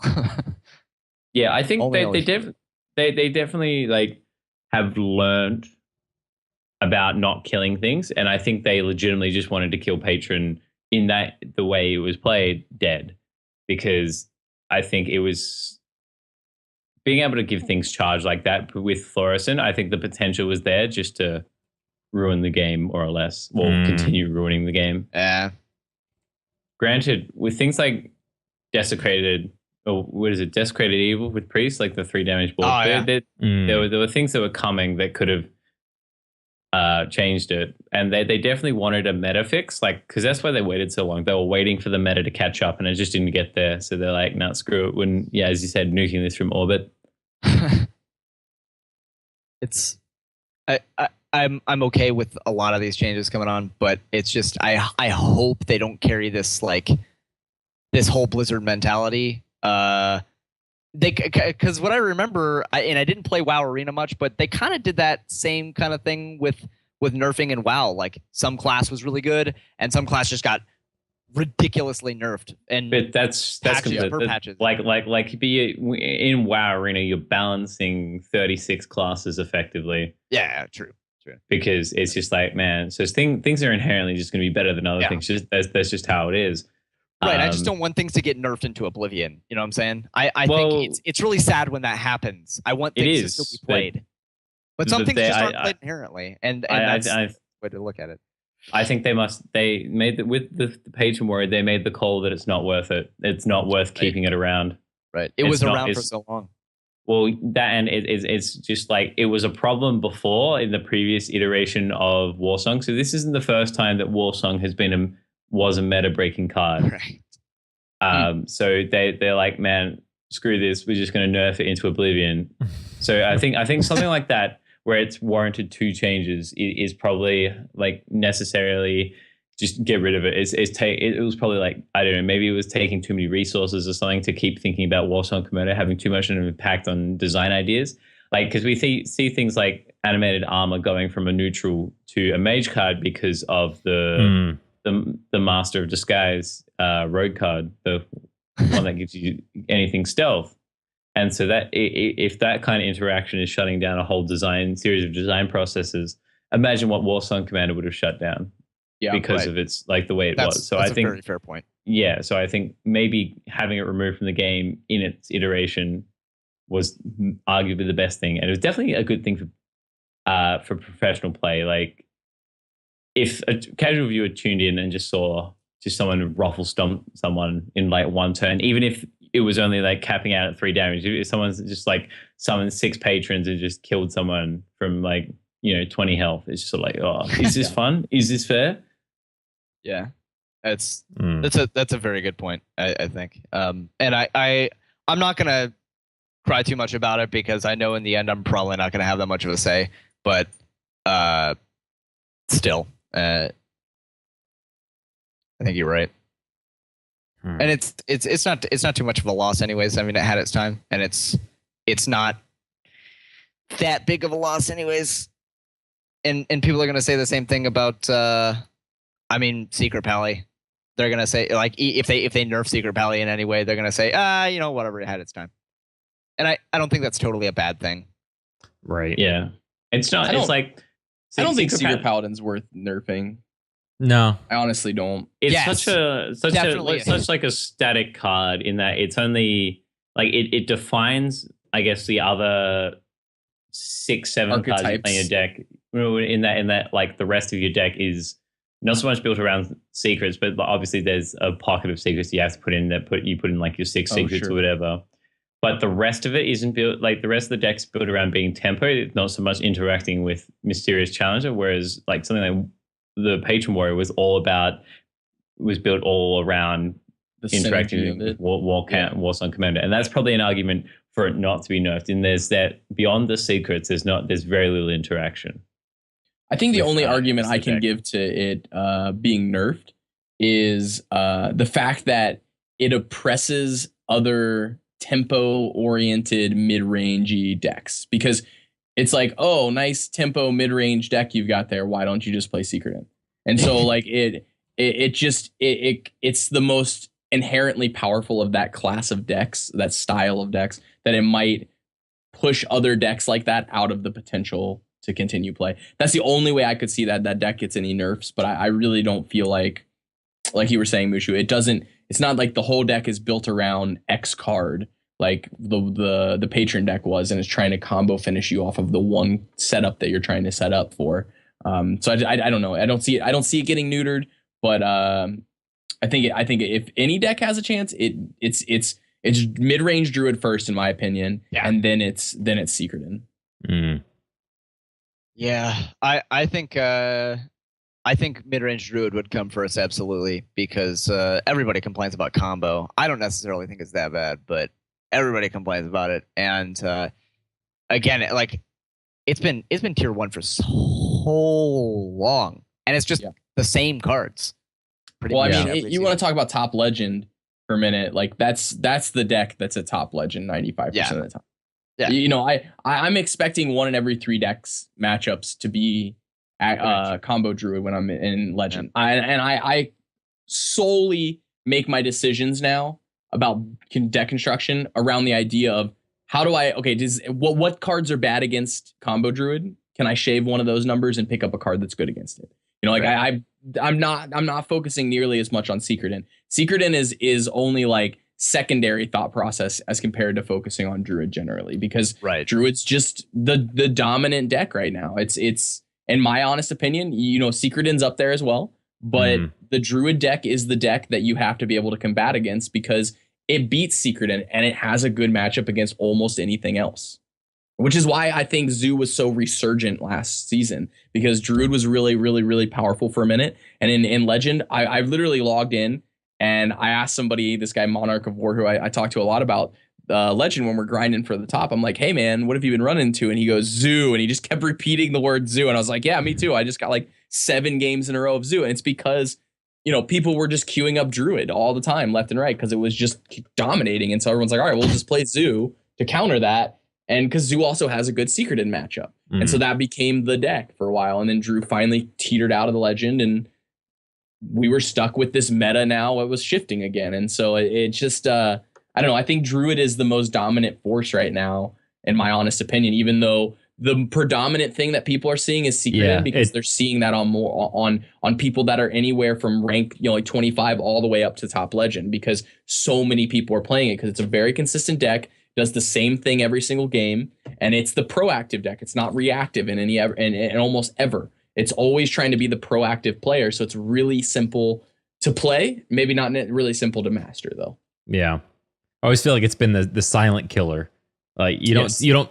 It's not that it's played a lot on ladder, but it's one of those things where you always remember the highs and the lows. But that's one of those decks. Like we always said, it's a fair deck, and you kind of forget about it. Unless you watch a lot of tournaments, like especially way back when, everyone out of 3 or 5 decks always had a Druid deck. Always. Yep. One of was a Druid. Always. Didn't matter who it was. And that's still my strategy right now. It's so good. Yeah. Yeah. I mean, I honestly, there's been like maybe 3 tournaments I haven't played with Druid this season. Maybe a little bit more than that, but like the dominant classes that I have picked are Druid and Warlock. And those 2 classes I play all the time, but Druid for sure. Druid and Warlock. Druid and Warlock I play exclusively in, like, you can basically count on me having a Druid and Warlock in my lineup, and then the rest is sort of like whatever. I'm gonna add. What's my third deck? My third deck is usually just been Secret Paladin, but Face Hunter. Yeah. I missed a tournament today that I really wanted to be in. The Pandaria Cup? Yeah, I missed the Pandaria Cup. Yeah, dude, I was like, nah, I can't be stuffed staying up and playing in it, because it's like it starts at 4 a.m. for me. So oh yeah, that's huge. They changed the format a bit. Did you know that they went from Last Hero Standing to Last Hero Standing with a ban, which is awesome. I was like so excited about that because it's not a very common format to run into. And I had like 4. I have a really good game plan for Last Hero Standing with a ban. So I was really ecstatic about the idea of being able to play in that tournament, but I missed it this morning. I had other things to get done. So that is life, though. Nice. But, all right. Well, so have we kind of? I feel like we've exhausted this. We've already moved on. My face is sick of talking about it. Yeah, we've spent over an hour on it. A lot to say, and I don't think we've said everything, but I think we've kind of hit on just about everything. Yeah. So, what's next? Do we want to? Well, Matt, we'll just jump Brad, to. You keep highlighting it. Do you want to get it out of your system? Look at him go. Just highlight. So for those of you listening at home, he's messing around with our Google Doc right now. Well, you already brought it up earlier, Mushu. Ripperino, Fire Battle Reno, Archon Reno. And Yeah, you shouldn't be allowed to say a Reno that Many Renos times without being arrested. happened. Yeah, So many right. Renos. So The- much. the- go back The up to police 30 in Reno life. are going to come arrest a Reno me. You Gun can't play control those and- many Renos anymore, man. We No. we don't have duplicates. It's a one-up, We don't have- yeah. we don't It's a have singleton. duplicates. Come on. It's a singleton. Yeah. So for Pepperonis. those of you playing at home who've been following the pro scene at all, over the past 8 months, Archon have had several players depart, including Purple, who then the week after he left Archon, he went on to win the Americas Championship. So it makes me think that maybe he wasn't kicked, that maybe he left on his own accord, or they didn't. I don't know. Maybe they just didn't want to agree to the terms or something. Zixo was removed, I'm pretty sure, and now Firebat has left Archon. And it's sort of blown up a bit because he's sort of spoken out as to why he wanted to leave, because it seemed like a match made in heaven. Like Firebat is Archon. That's what I think about when I think about Archon. I think about Amaz and Firebat. And now it's over. And there are apparently 5 teams bidding for him, including teams like Tempo Storm, Na'Vi, and Cloud9. So he cited a couple of reasons as to why he was leaving, in that he said it wasn't a very good environment. He was never having a good time when he had to deal with Archon management. So I assume Amaz has a bunch of people working with him. So there's Amaz back in Hong Kong, and then there's Backspace, who lives in the house with them. And then so I assumed the rest of the Archon management was just kind of crap, and he was done with it. And there was also reports of him not being paid. And with the Archon Team League, they were saying it was only paid, all the money was only paid out like a week or two before the end of the 3-month deadline for the payout. So they like to cut it pretty close. So apparently Firebat was owed some salary money, of which he has like a 4-figure salary, which that seems about right for a Hearthstone player. I mean, be it between $1,000 and $9,000 a month. That sounds like, assuming Archon's paying for houses, not too bad. But Sure. No, I think it's probably, it sort of, I guess, re-exposes Archon's problems, where there's more to a Mars than meets the eye. Under that is a businessman, and a businessman has problems. But what do you guys think about it? I don't know. Like, I just don't care. I mean, I just really don't care. we've talked about it. Let's Like, be honest. esports in general has had so much, like, just, I mean, like, YouTube keeps track of, like, if you're signed into an account and everything, keeps track of, like, what you've watched and stuff. So it kind of gives you recommendations. So obviously I watch a lot of esports stuff. But, like, the amount of stuff that I see, and I'm forgetting what this one guy's name is, but I wish I could remember the streamer's name, but it was him. He always has a video on Masan or Trump, and it's always something dramatic, or Forzen and Legendary Leia. And it's, I don't give a damn. Just play some damn cards. That's all I care about. I know that some people do care about it, though. And it's not just Hearthstone. Like, I'm not just picking on Hearthstone. It's picking esport, and it's probably there. Definitely Smash recently. Oh, yeah. With Mango Yeah, and Leffen, and sure. how they were talking about how, like, money and things. I think it's bullcrap. Like, I don't give a shit about Kardashian's esports edition. No, right. I don't want to see this. I don't want to see this shit on TMZ. I want to see some people play some HD games, and I don't care about the drama. It's stupid to me. I'm interested because Firebat's a good play. And correct me, and I think Mushu, isn't Firebat the first Archon pickup? Yes. That's what I thought. With the exception of Amaz, obviously. Right, Yeah, sure. I assume he was approached right before the start of the World Championships. Right. So that's really all that interests me, is it's like, wow, he's been there since kind of the beginning of that team. Yeah, it's kind of like who's left on. So you have Orange, who recently won his third LAN title at DreamHack Les Pig. You have Archon Nadia, who's quite a popular streamer now, streaming League of Legends and Hearthstone. You also have there's There's a couple other streamers on the team, but other than that, yeah, that's what I mean. It's like I'm now at a loss trying to think of Archon, and there's Zalay, obviously, and Backspace in the house, just doing what they do. Just Dear Naughty is still on the team, right? Yeah, Nadia, and they just picked up another. But she just streams all games, whatever not just Hearthstone, wants. right? Yeah, I forgot her name. Does Was whatever the hell she wants. Yeah, but other than that, yeah, it seems like there's a very small competitive side to Archon now. So maybe they're recruiting. I don't know, but if it's not good enough for the world champion, I mean, do you really want to join Archon? I mean, sure. Once this sort of thing gets out, it's hard to squash. Like in Australia, one of the biggest esports teams, Team Immunity, was banned from the League of Legends Oceanic Pro League because they didn't pay their players, and so now Immunity, the name, arguably the most prolific name in Australian esports, is just tarnished with that. An org that doesn't pay money. I'm like, who the hell wants to represent an org that doesn't pay money? I mean, it seems like a dumb idea. Yeah. What about Rich Gang? Wasn't that really like super toxic group that was really good but just like got banned? Did you hear about that? Rich Gang? I think it was Rich Gang.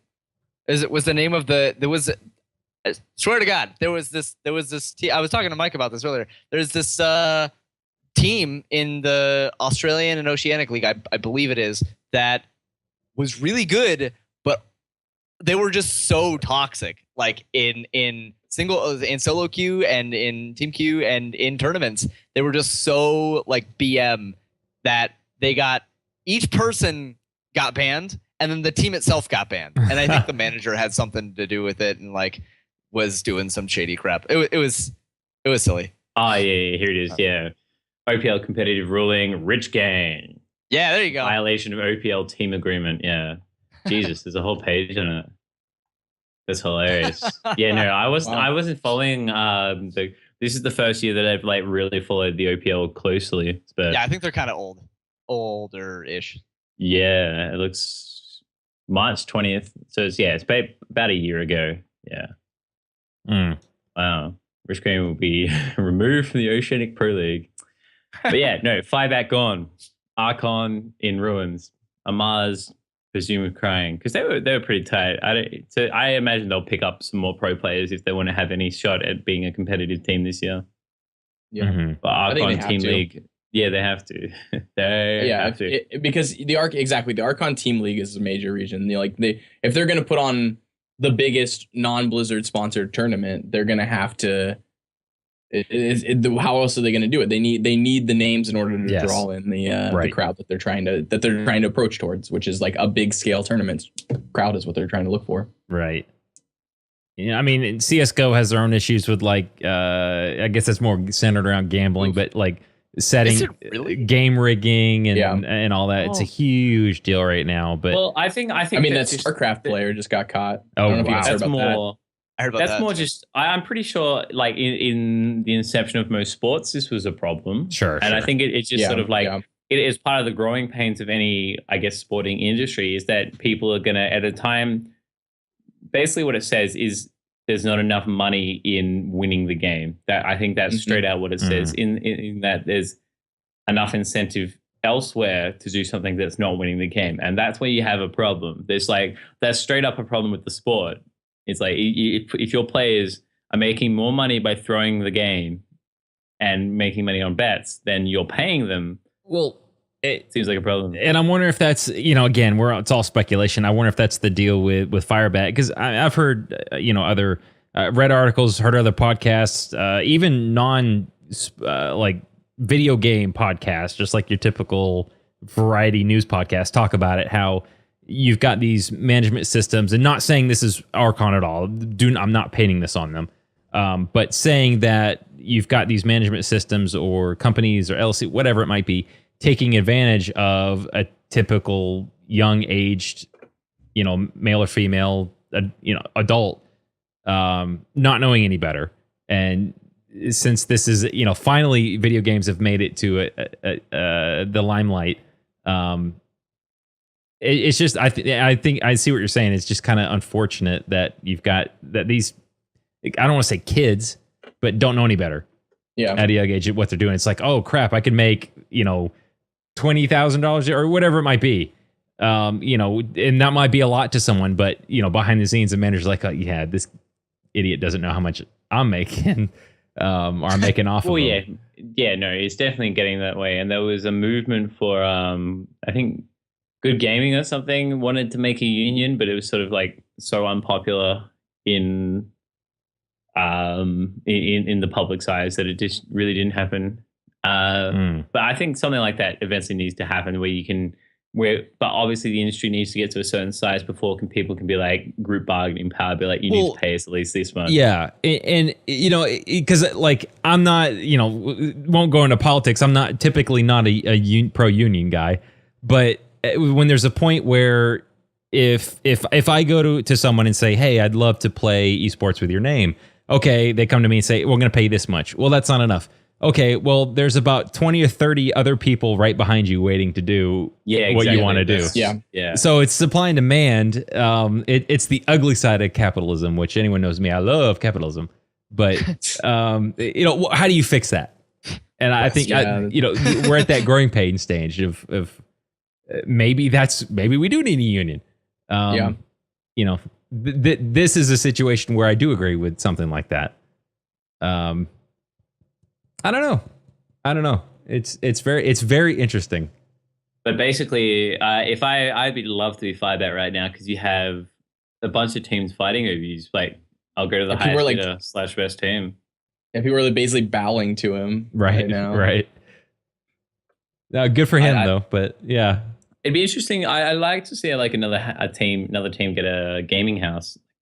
For Hearthstone, there's no doubt that those guys got really, really freaking good through playing in that gaming house. Yeah, like and it also helps cross promote each other. Well, it's like streaming. It's like TSM and League of Legends with streaming. You're like, I'm done. Go watch Dyrus or something like that. It's just keep on moving, keep on streaming. But as you say, you're in a place where the cost of living isn't too high. Well, your cost of living at least, so it's not outlandish that it could be done, but it's sort of like the issue that out here where I'm at is internet. It's the only issue out here to do that. Oh yeah, there's just not good enough internet out where I'm at to support. But you seem to stream on it and such. Yeah. And what I'm saying though is like if you were to have multiple people streaming on the same internet connection, it's not going to work out here. And my internet connection, I would say, is like bare minimum for streaming quality in my opinion. Yeah. For good quality. I would move to like somewhere like Korea to make a Hearthstone gaming house or something like that. Somewhere it's just like ridiculous internet, low cost of living. Come to Atlanta, low cost of living, good internet. Come on, bring MLG here. We need an arena. Driving situation. Yeah, let's do that. Yeah. Okay, I'll give you that. For me too. Yeah, I'm not too far away. I went from. I want to say it was like 3 to 5 megabits down, and now I'm on 115 megabits down. Yes. So I get that T1. Plugged in my computer and was like, all right, it's done. Oh my God. And like downloading things on Steam was just like light speed. Yeah, dude, when I downloaded it, I love it. Since you were last on this podcast, I moved out and I'm now getting 100 down and 40 up. And I downloaded the WoW Alpha in basically an hour. It was like 33 gigs, maybe an hour and a half, but it was really quick. Like, so you guys all have faster internet than me.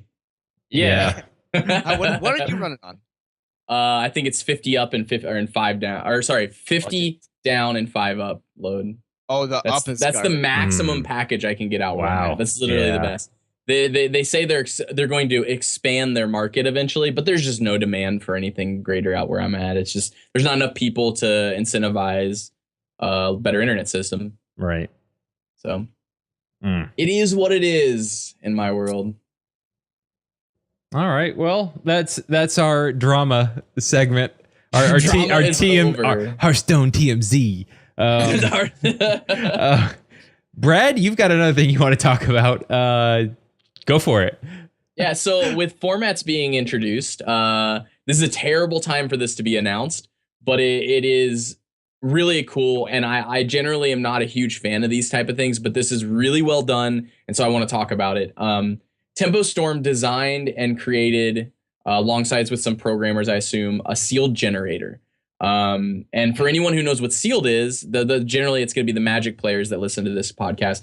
Sealed is generally with Magic the starting format. Like it's the format on day one of a release that you play. Everybody plays a game of Sealed, goes out to their local shop and opens up their sealed their packs, their 6 packs of cards, and builds a sealed pool. Well, Tempo Storm designed this sealed generator, and generally I just click on them and I check them out, and they're like, oh, okay, this is lame, but it is really well done.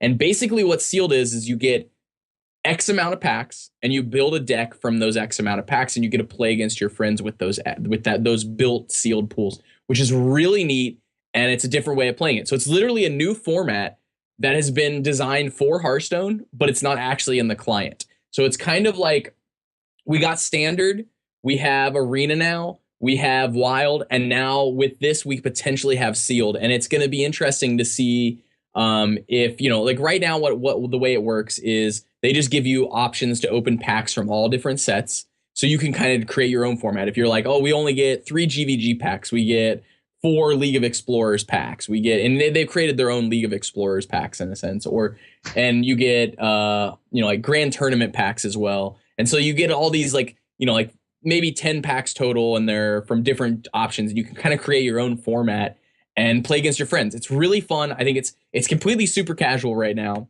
So casual, just completely casual. But it's something that I think eventually they will move towards building into the client, because Sealed is a new format. It gives you more ways to play. But if Tempo Storm or some other group who's creating these sealed generators is able to create a really well-designed sealed generator that helps you build your deck in Hearthstone, or you can build it on the website and then implement it into Hearthstone, and just finds a good way to synergize and implement all that and synchronize everything, it's going to have a huge impact on potential tournaments moving forward that aren't sponsored by Blizzard.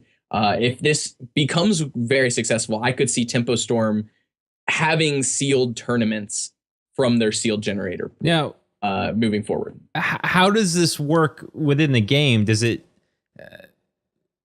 Do you just open the packs and then go in and build that deck, and that's Is that that's how it works right now?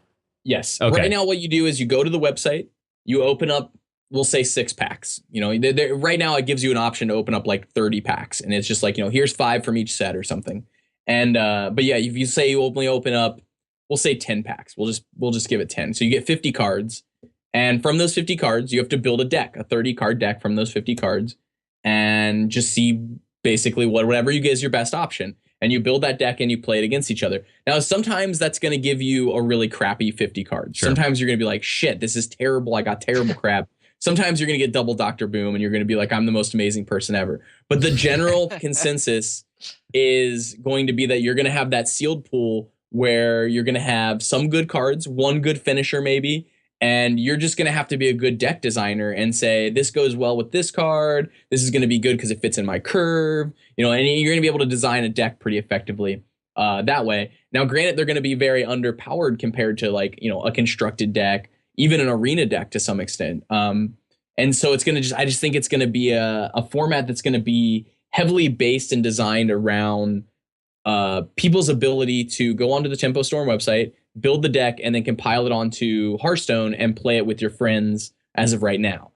But in time, if Tempo Storm or any other tournament syndicate starts promoting this more, I could see sealed pool becoming a pretty common thing for people to play in, because in Magic, it's not the most popular format, but it's popular enough that it competes at a scale that's at a competitive level. They have it up to the pro, or not at the Pro Tour level. They have it at the step right before Pro Tour, basically like the Grand Prix level, which is their step right before Pro level. So they've got it at major tournaments with 5,000 plus people, and it's successful there. So we could easily see that at Hearthstone tournaments in the somewhat distant future. And I think that's a huge announcement, but it's going to be obviously overshadowed by the fact that we've got these other formats that are coming out. But it's, I think, incredibly important to mention, because it's another huge step for creating new formats, creating new parts for the game as we move forward. I'd love to and this might sound boring, but I would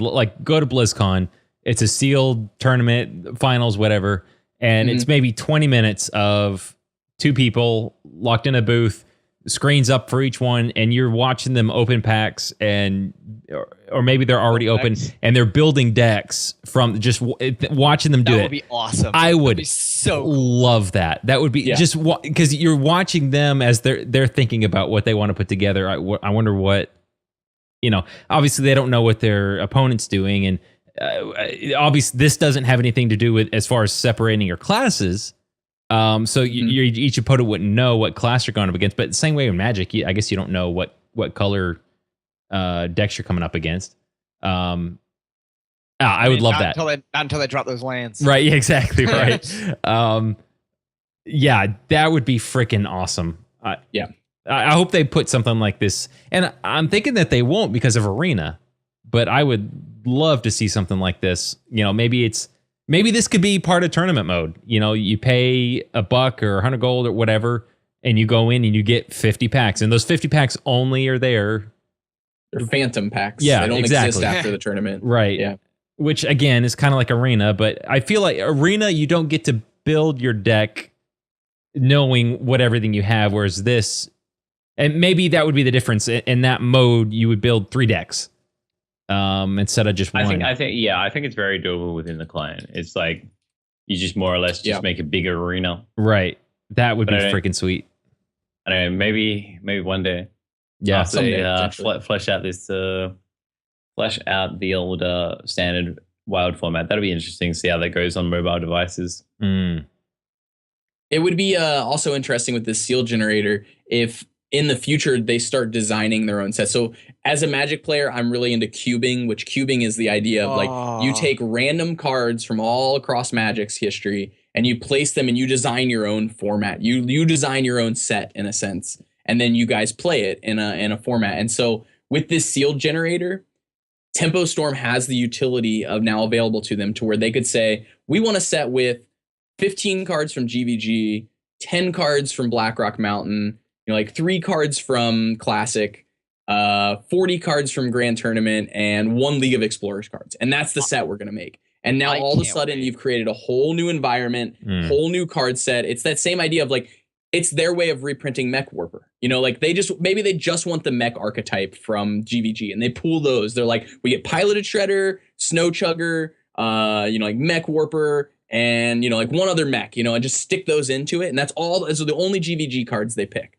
And then from there, they go into the next set and they're like, all right, what other themes do we want? What other things do we want? What do we want Mage's theme to be? Do we want Mage to be able to not have any spells? Make Mage be only an aggro archetype inside of this sealed generation that we've created. So it opens up a lot of possibilities for creativity and play. And I hope that at some point they keep developing the sealed generator to the point where people will start designing their own sets and creating their own cubes in a sense, and their own formats. And I think this is great, and this is going to be so much fun. Yeah. You said cube, and my heart leapt. I completely forgot about that format, and I feel so sad that I did, because that was my favorite format.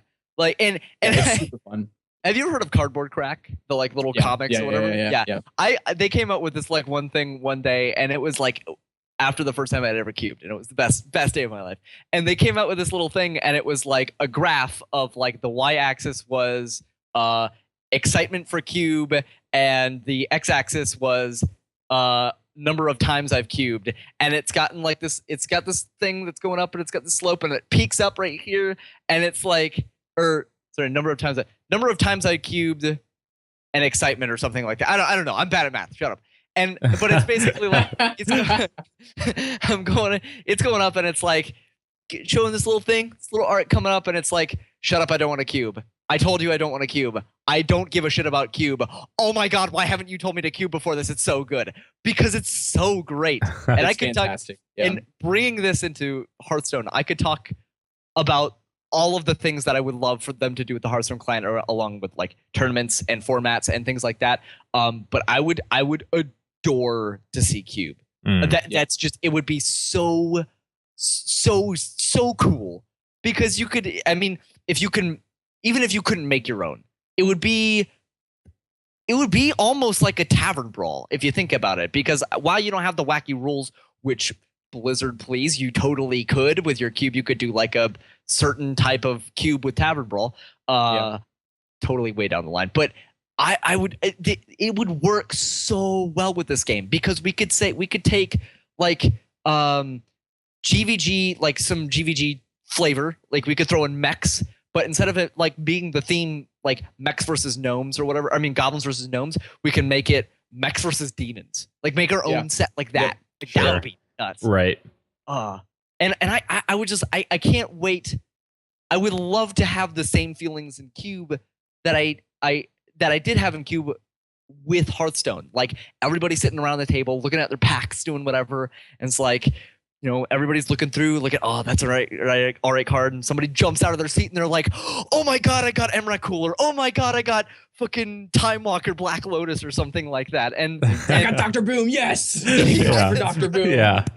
But yeah, that feeling of like joy from that is really fun, and it's just a really, really fun casual format right now. And I honestly you could even play it at a competitive level. I think this seal generator that they've created is really well designed. They put a lot of effort and energy into it, and it's going to, if they keep expanding on it, if it grows and be successful. It sucks that their release of it is kind of like terribly timed, because the release of this other information comes out and everyone's more interested in this topic matter. Yeah. But I think it's something that with a little bit more time, a little bit more development, can really create a great tool for the community of Hearthstone moving forward. I have a feeling the day that this information came out, the programmers at Tempo Storm went, God damn it. Yeah, God fucking damn it. I thought we were cool. Yeah, it was like the day before the Ben Brode announcement, or maybe like 2 days before it happened or something like that. And I was just like, oh, that's going to get totally overshadowed. It's like now. It's that and all this work put in now. If it's a standard format, now we have to add in an option to only make it standard cards. Mm-hmm. What do you think about I think the implementation of the seal generator itself on Tempo Storm into Hearthstone? You could have like community tournaments and stuff, and it would probably kind of have to go off of some sort of honor rule. But I think it would be cool to see that. And what you could do is you could, like, you know, everybody has a certain amount of time. Everybody in the tournament, say it's like an 8-man tournament or whatever. Everybody has a certain amount of time to build their decks and do whatever. And say it's like 20 minutes, 30 minutes, something like that. And then you get like open all your packs, look at your cards and stuff, and build your deck, and then you have like a screen cap of your computer or whatever with a timestamp or something like that, which obviously can be photoshopped or something like that. I don't know. I'm just thinking about things, but you do that and then send that picture over, or if there's a code, you send that code of like whatever deck you made. You send that long string of code to the tournament people, and they're like, "All right, you're good," and you know you get matched up and do whatever. I think that's one way to do it. And one thing I used to do in Magic, I used to play this program called Cockatrice, and it was I didn't have money for MTGO because I was a broke ass high school student, and so I had to basically play fake Magic. Like it was a client where you could, you know, play with all the it was like pictures with like shaped like cards that you could. Anyways, it was all honor rule kind of thing, and I mainly only played it with friends. But they did have this thing on there where there was a seal generator or a draft generator online that you would get 8 people together in one lobby in the game, and you would go do this seal generator thing on a separate browser, and people would do that, and they would submit their code from the website to the program, and it would automatically build a deck for you. And then you would go in and then you would play the tournament or whatever. And it was really fun. It was hard to get people together to do it on Cockatrice because it wasn't that big of a deal of a program and nobody really cared and people could drop out and do whatever. But I think there's some way that we can maybe implement that from Hearthstone and the Tempo Storm generator. Like use a code from the Tempo Storm generator, put it into Hearthstone, boom, you got yourself a deck. So it definitely could. I think it's definitely viable, and it's something that is going to get a little overshadowed by the current news. But I think if Tempo Storm sticks with it, and I hope they do, I really hope they do. I do too. I hope they keep putting resources behind this, because it has the potential to be a really, really powerful tool, and something that may have an impact to the point where everybody goes to Tempo Storm to do sealed pool generation. Right. Like, you know, they have the potential to corner that market of formats within Hearthstone. So Yeah. Right. This is pretty neat. I've just been spending a couple minutes looking at this. This is it's really well done. Good job, Tempo It's Storm. fantastically done. Yeah. Like I at first I was like hesitant to even talk about it on the podcast, because like, Sure. oh, it's probably really terribly done. But then after checking it out, I was like, they just blew me away. I've never seen a sealed generator system that was this well done. It kind of mimics a lot of what you've already seen with Hearthstone. So it's going to be very comfortable and easy for people to get the idea of. Sure. People are going to very easily be able to pick it up. There's a couple of little UI issues within their thing, but that's not a huge deal. It's not something that like you shouldn't. It's something that you should expect from any user interface when it's new. But it's nothing that's going to just prevent you from utilizing it. You know, it's Overall, great it's a really smooth client too. Yeah. Like, it's very really smooth. So yeah, Nice. I'm incredibly pleased with it, and I just suggest it to everybody. Go check it out, even if you're not into sealed or you've never played sealed before. At least get the idea of what it is. So it's worth checking out. Basically, if you just Google Tempo Storm sealed, you'll find it now. So yeah. Freaking sweet. Yeah. Cool. All right. The one last Too thing cool. I would like to get to is Yes. they announced an Australian version of the Winter Preliminaries. So the Australian New Zealand Hearthstone Championship Tour for Season 1 will be happening soon. But the way they are doing it is they're taking the top 30 ladder finishes from this month. So on the 27th of...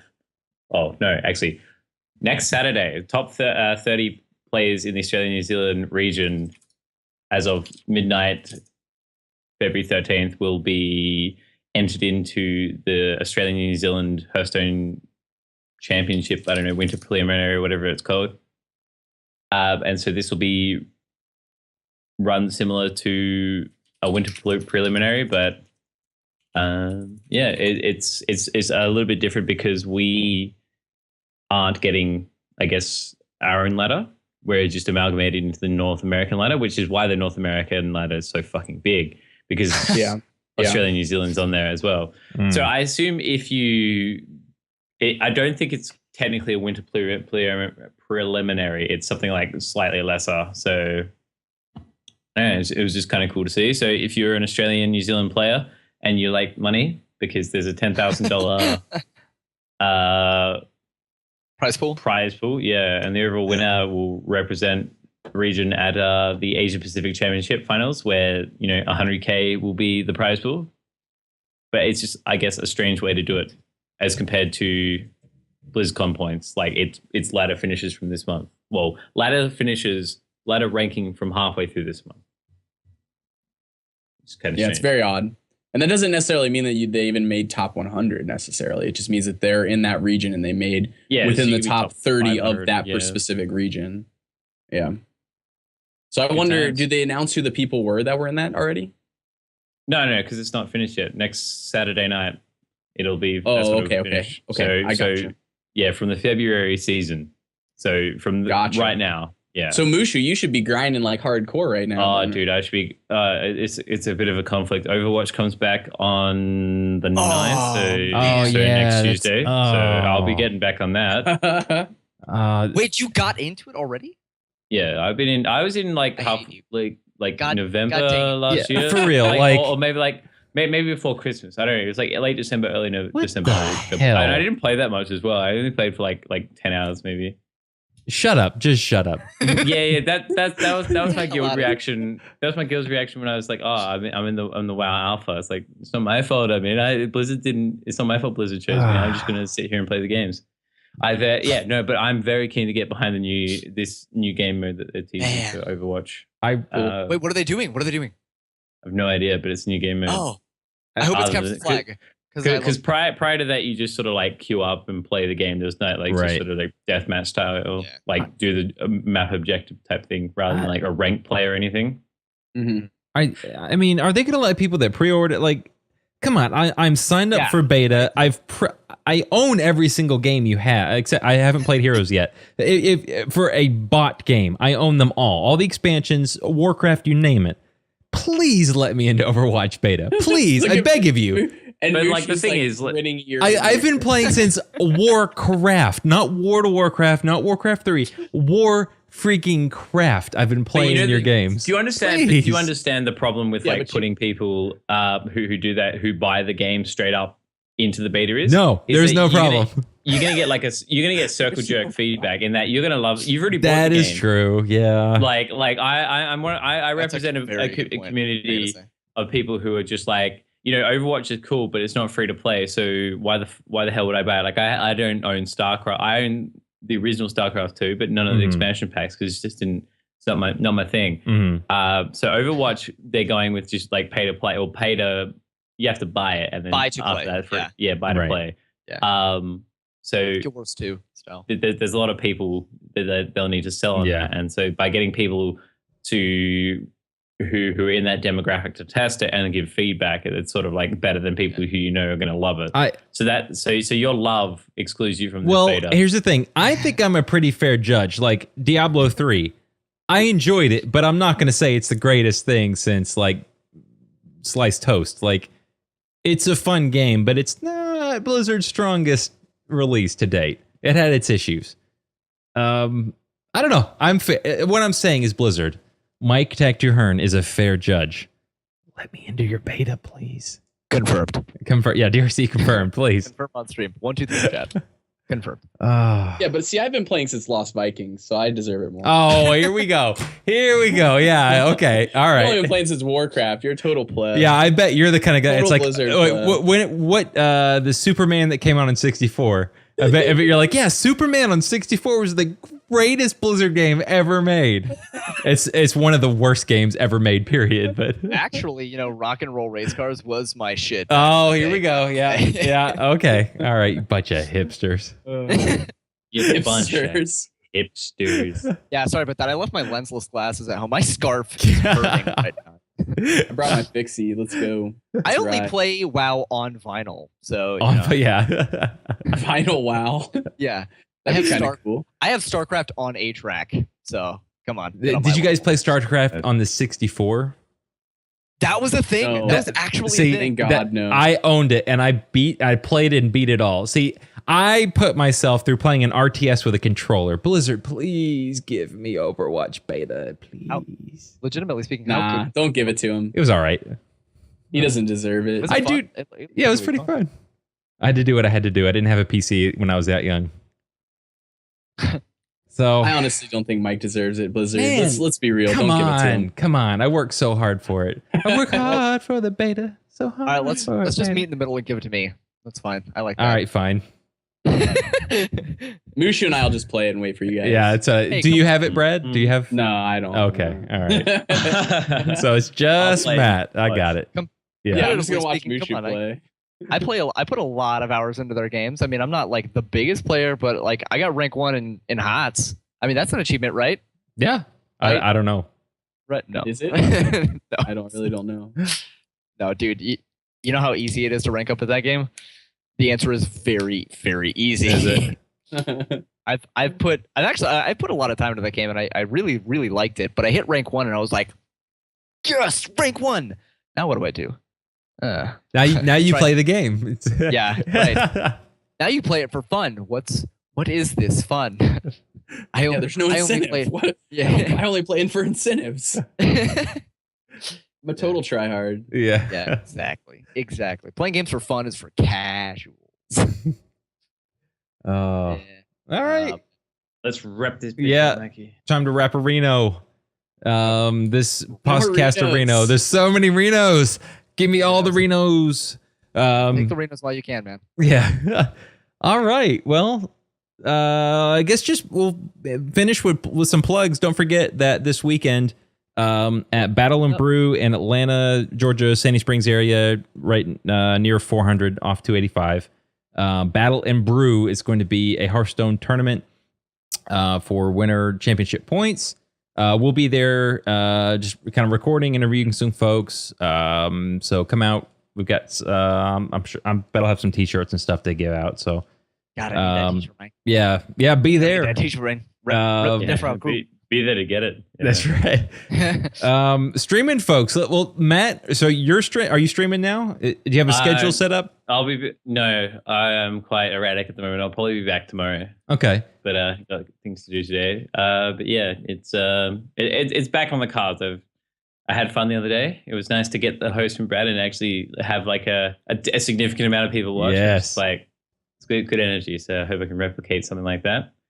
But yeah, I'll be streaming at twitch.tv/Mushuman, and you can find me at Twitter / at Mushuman as well. So MOOSHUMAN, and that's me. Sweet. And Bradford Lee, same schedule. Where can people find you? Well, you can find me now all over the place on YouTube at Bradford Lee HS. Yes. You can find me on Hearthstone all the time. It's Bradford Lee, number 1916. You'll probably queue up against me every once in a while. And you can find me on Twitch, as always, streaming every single day at twitch.tv/Bradford Lee. Yeah, that's pretty much it. Speaking of, I didn't see it on stream because I think it came later. Did you get my donation? I don't know if I did. I did. I don't know. Okay, I was not paying attention if it didn't pop up on stream. I sent you a donation, and I was assuming it had the text to speech. It's speech to chat. Yeah. I've been having issues with Twitch alerts off and on for the last month. Okay, or well, so. Windows 10. I would assume it's Windows 10 because Windows 10 has had so many issues with my computer since I put it on. But it probably isn't even still. It's probably just some sort of internet issue. But anyway. Well, I put a joke in there, and so just in case it doesn't come up, I'm gonna say it now. Bill Gates walks into an Apple store and farts, and it really stinks up the place. But it's Apple's fault because they don't have Windows. Got him, boys. That's it. I win. I can imagine the text to chat lady saying that too. Yep. In her really very robotic voice. Got him. See, Blizzard, that deserves an Overwatch beta right there. Man. 1, 2, 3 in chat for his Hyperino. Yeah, Hyperino, Tactuarino, Jokerino. And we're done Arena. Yeah, that's done Arena. So this is the Death Rattle Crew Arena, a Hearthstone podcast. Again, episode 52. You can find us 53. 53. Thank you. I always mess with numbers. Counting. I always miss lethal. You can always find us streaming live on Wednesdays at 7 p.m. Eastern Standard Time, and the podcast audio goes up shortly after, usually the next day or the day after. And you can find that on your podcast catcher of choice, iTunes, Pocket Cast, whatever it might be. You can find us there. We're on Twitter at Death Rattle Crew, and our website is www.deathrattlecrew.com. And you can write into us at mail@deathrattlecrew.com. And with that being said, we'll do the monthly giveaway for anyone who follows next week. Don't forget to all do that. All you have to do is follow us on one of our social media channels, or write into us at mail@deathrattlecrew.com with an email, question, or comment, whatever it may be. If we read it on the show, that's 5 extra entries for that month. So, from the rest of the crew, I am Tac2, joined by Matt Mushu Hill, Tom Jessup, and Bradford Lee, and we will see you next week. See you guys.